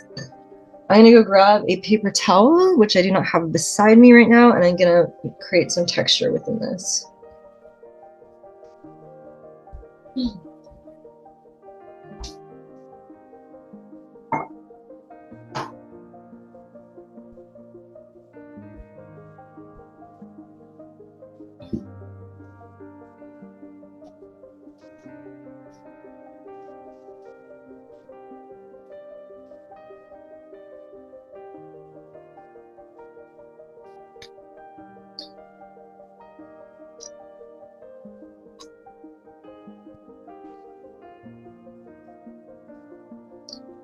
And then I think it'll be fun to just go and add some detail, although I'll wait for this to dry. There's a couple areas that I find problematic right now. One is this trunk on this tree. It just stops very abruptly and it starts very abruptly. It's terrible. So I'm going to actually kind of darken some of this tree at the base and work around that a little bit to fix that. We can add some like little details. I'm going to take a nice, maybe the nice light red, and mix with a bit of brown just to darken it a little bit. Yeah. And I'm just going to go ahead and make some little like plants that might be just hanging out in front.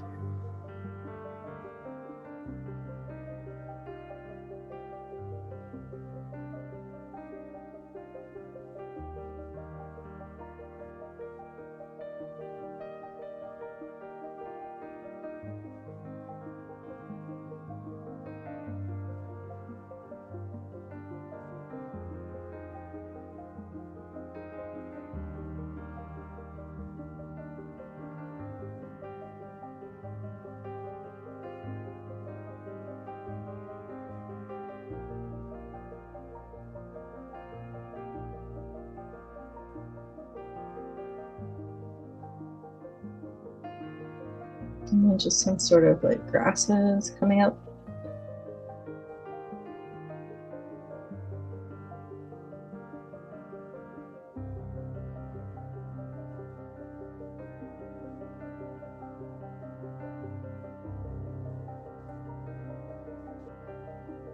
Just with the overlapping, it just kind of helps it have depth.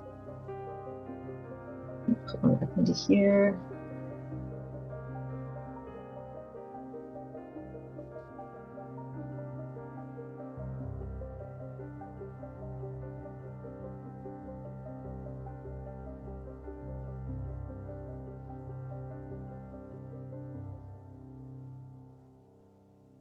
I think I will actually bring in some gesso after and just create some sort of sparkling effects and then some extra white little branches because that could be really cool. I want to put some more of these up over here, but I'm going to deal with this section first, and it's still wet and I really don't want it to run and not be crisp. So I really need that paper to be dry.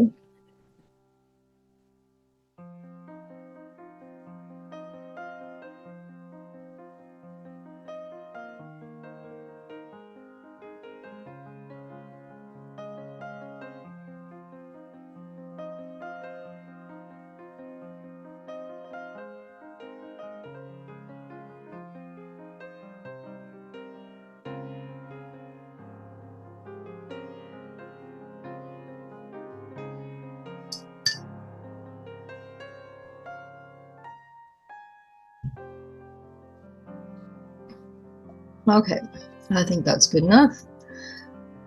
So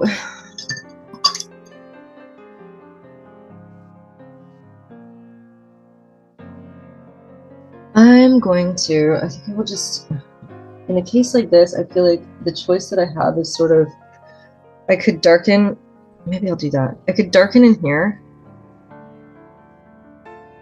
This is terrible also. See, I don't want too much contrast here because it's supposed to sit back farther, so you really gotta watch your values. But this, I do want it to be a little bit more obvious.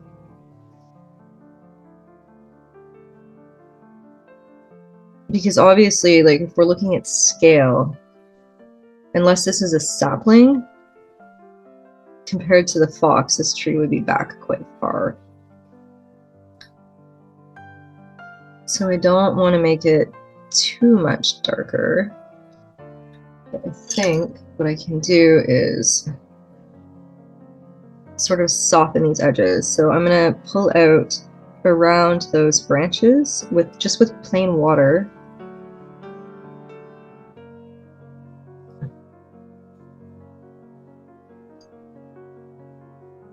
I always find it funny when I say water. My husband is Australian, so he obviously pronounces it very differently And when I hear the Canadian way coming out of my mouth, I sometimes find it really funny. I'm really not good at mimicking an Australian accent, but he's very good at mimicking all accents.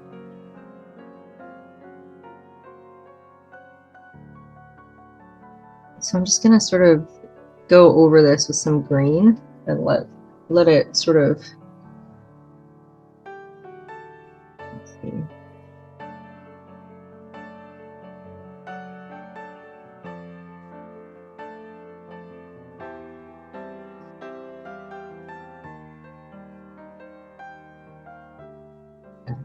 Let that go.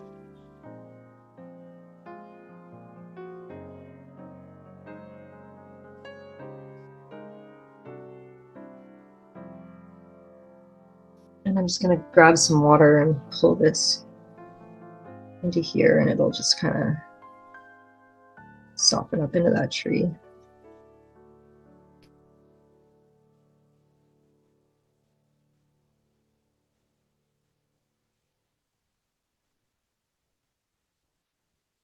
And I just want to kind of work this a little bit, see if I can soften that edge a little.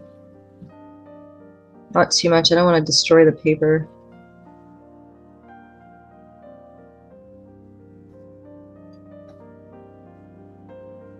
I'm just going to grab a little bit of green here and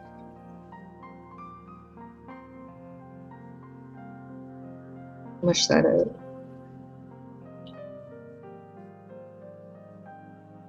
And actually, I think I will bring this up in here a little bit, just with some water. And then some of that green, maybe a little bit brighter.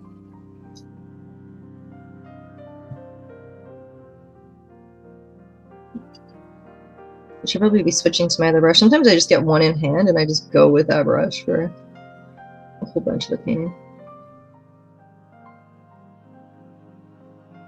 I'm going to grab my little Soft Aqua because this is going to be so much more efficient. Oh, I just dropped some water in, but that's okay. It'll just add to some texture. This is kind of...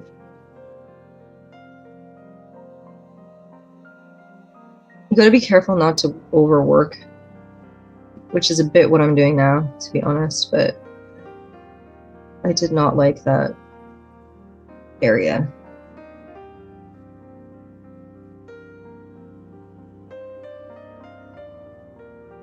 I'm just kind of glaze that in a little bit. So that's a little bit better. It's just, there's less stark contrast between those two areas, and I'll just add a little bit more detail through here. And I'm going to do that with a more bluey green.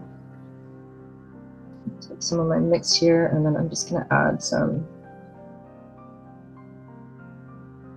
of this green and some black to it. And that should be okay.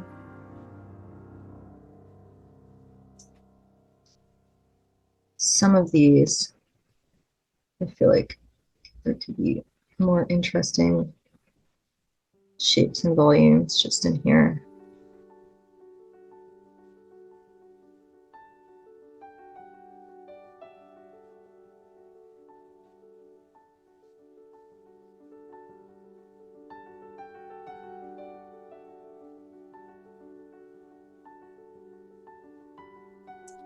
So I know that this is still a bit wet, and I kind of did that on purpose because I want it to look like it's maybe behind.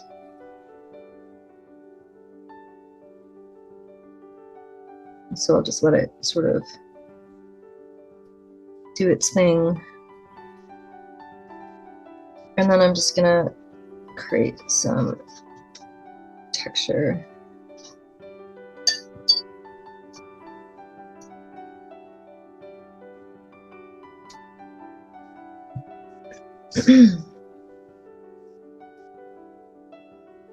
All right, so back to the face. Let's just create like a little bit more detailing in here on the nose and eye area.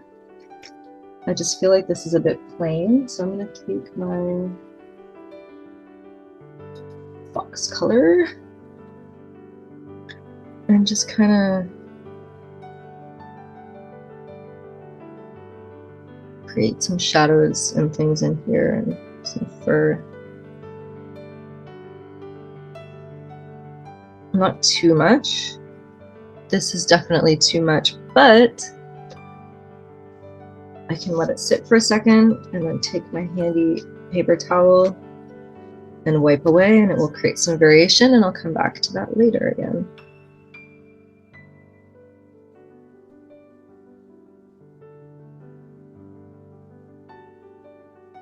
And again, painting in the direction of fur.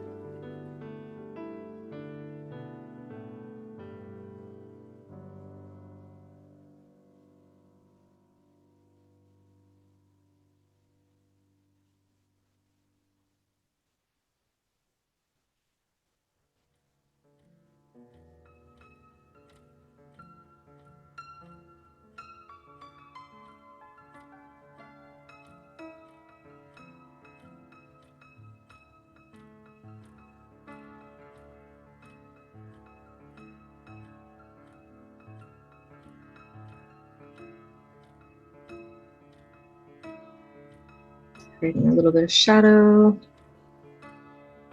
a little bit down here.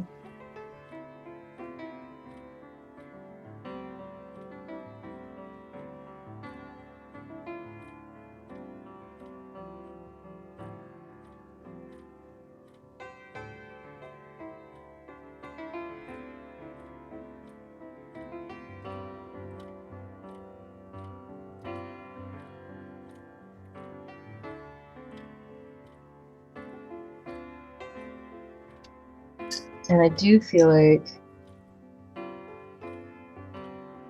that's a gray. I do feel like I need a little bit more shadowing under here.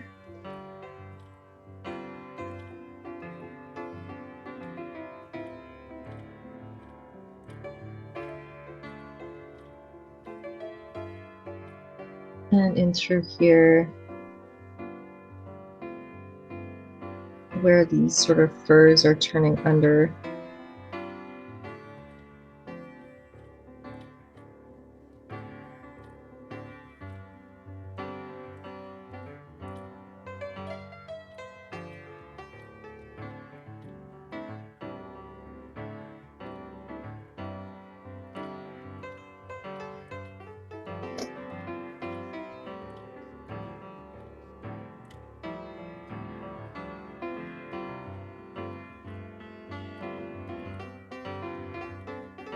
A little bit of definition up here on the ear.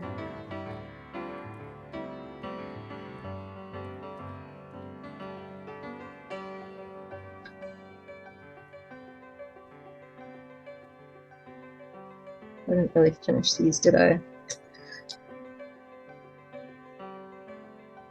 It's probably too much paint. I'm just going to dab a little bit of that off.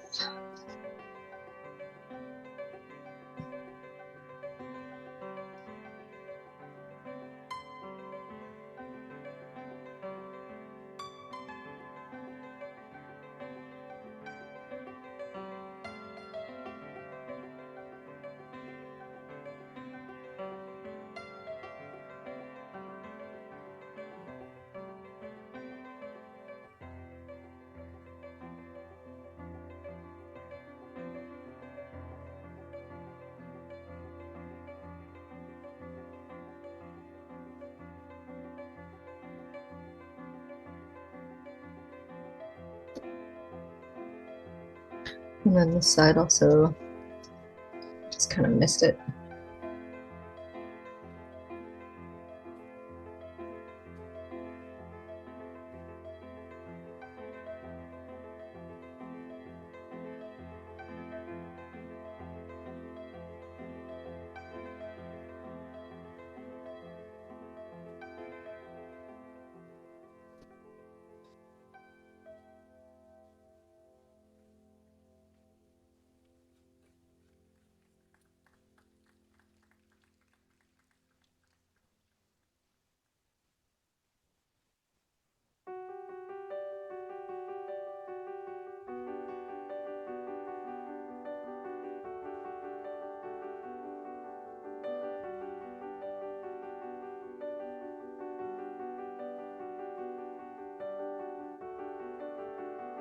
Just breaking up that line a little bit, but I don't want to overdraw either, so it does need a little bit more detailing in there.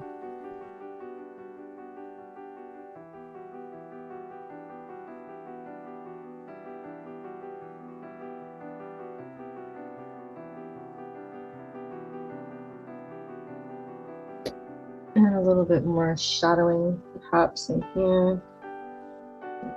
Some of that warmer color, a bit darker.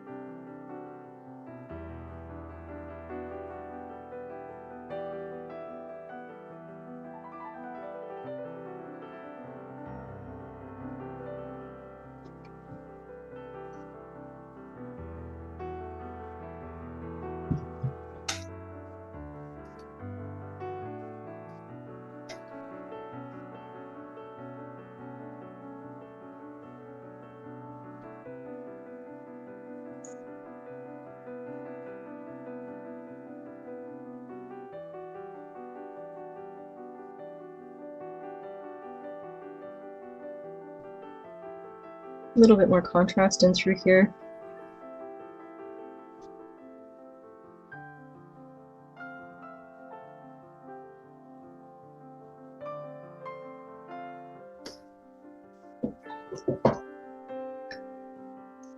Okay, that's not bad. I don't feel like I want to work it anymore, really. I just want to add some interesting little marks in white, just for fun.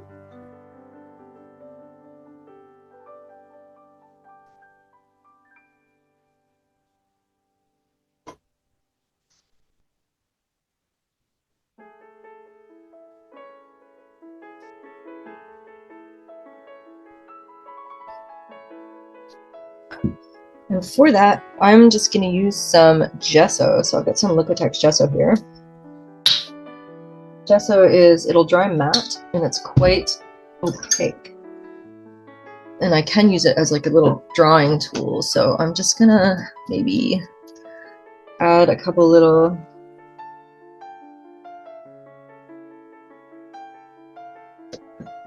very thin.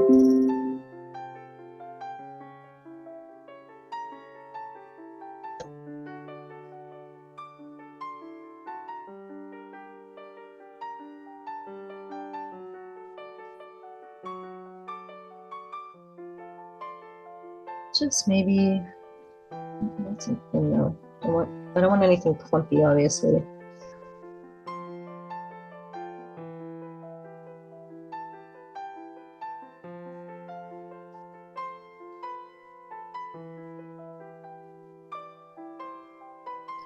Just some little grasses and things coming in front. Oh, and I wanted to add some brown ones over here too, so that'll help balance that out on this side.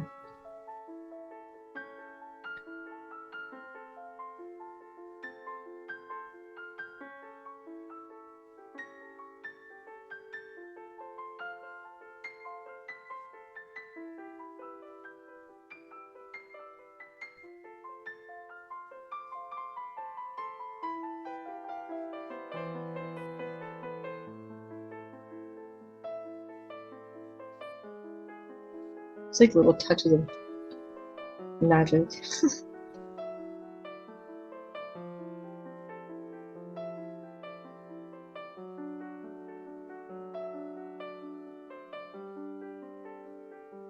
I'm gonna try something. So I'm gonna remove this.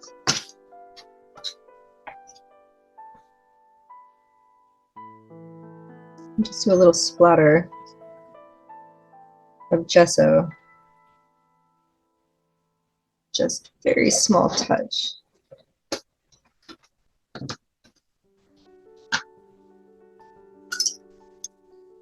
And then go into, make sure my brush is nice and clean, because I did want to add some black and some of that red. Here we go. Fix this back up.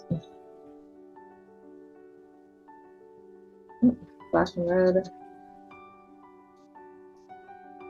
and maybe a bit of brown, just to add some of these nice little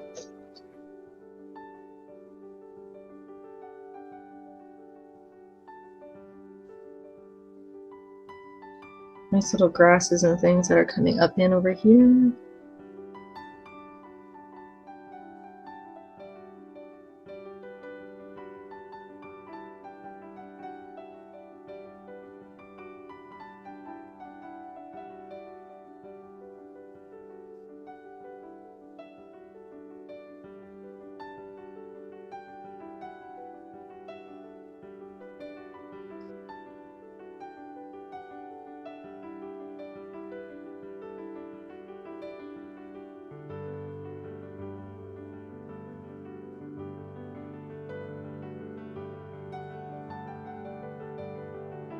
Just trying to create some layering,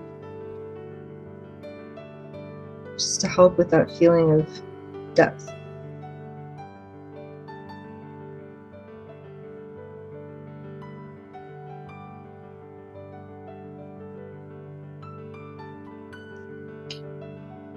And that's it. I think we can call this one finished. So thank you for joining me in the studio today. I hope you enjoyed this little tutorial.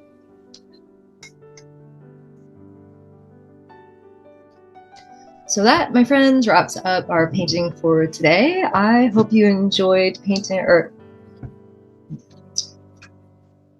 so that, friends, wraps up our little painting for today. I hope you enjoyed following along as much as I enjoyed painting that, and I really hope that you got something useful out of it for your own practice. Of course, if you like my content and you find it useful, please subscribe and like the video. Please subscribe and like the video. That will allow me to make more amazing content for you in the future. And I hope to see you soon. Take care. Bye.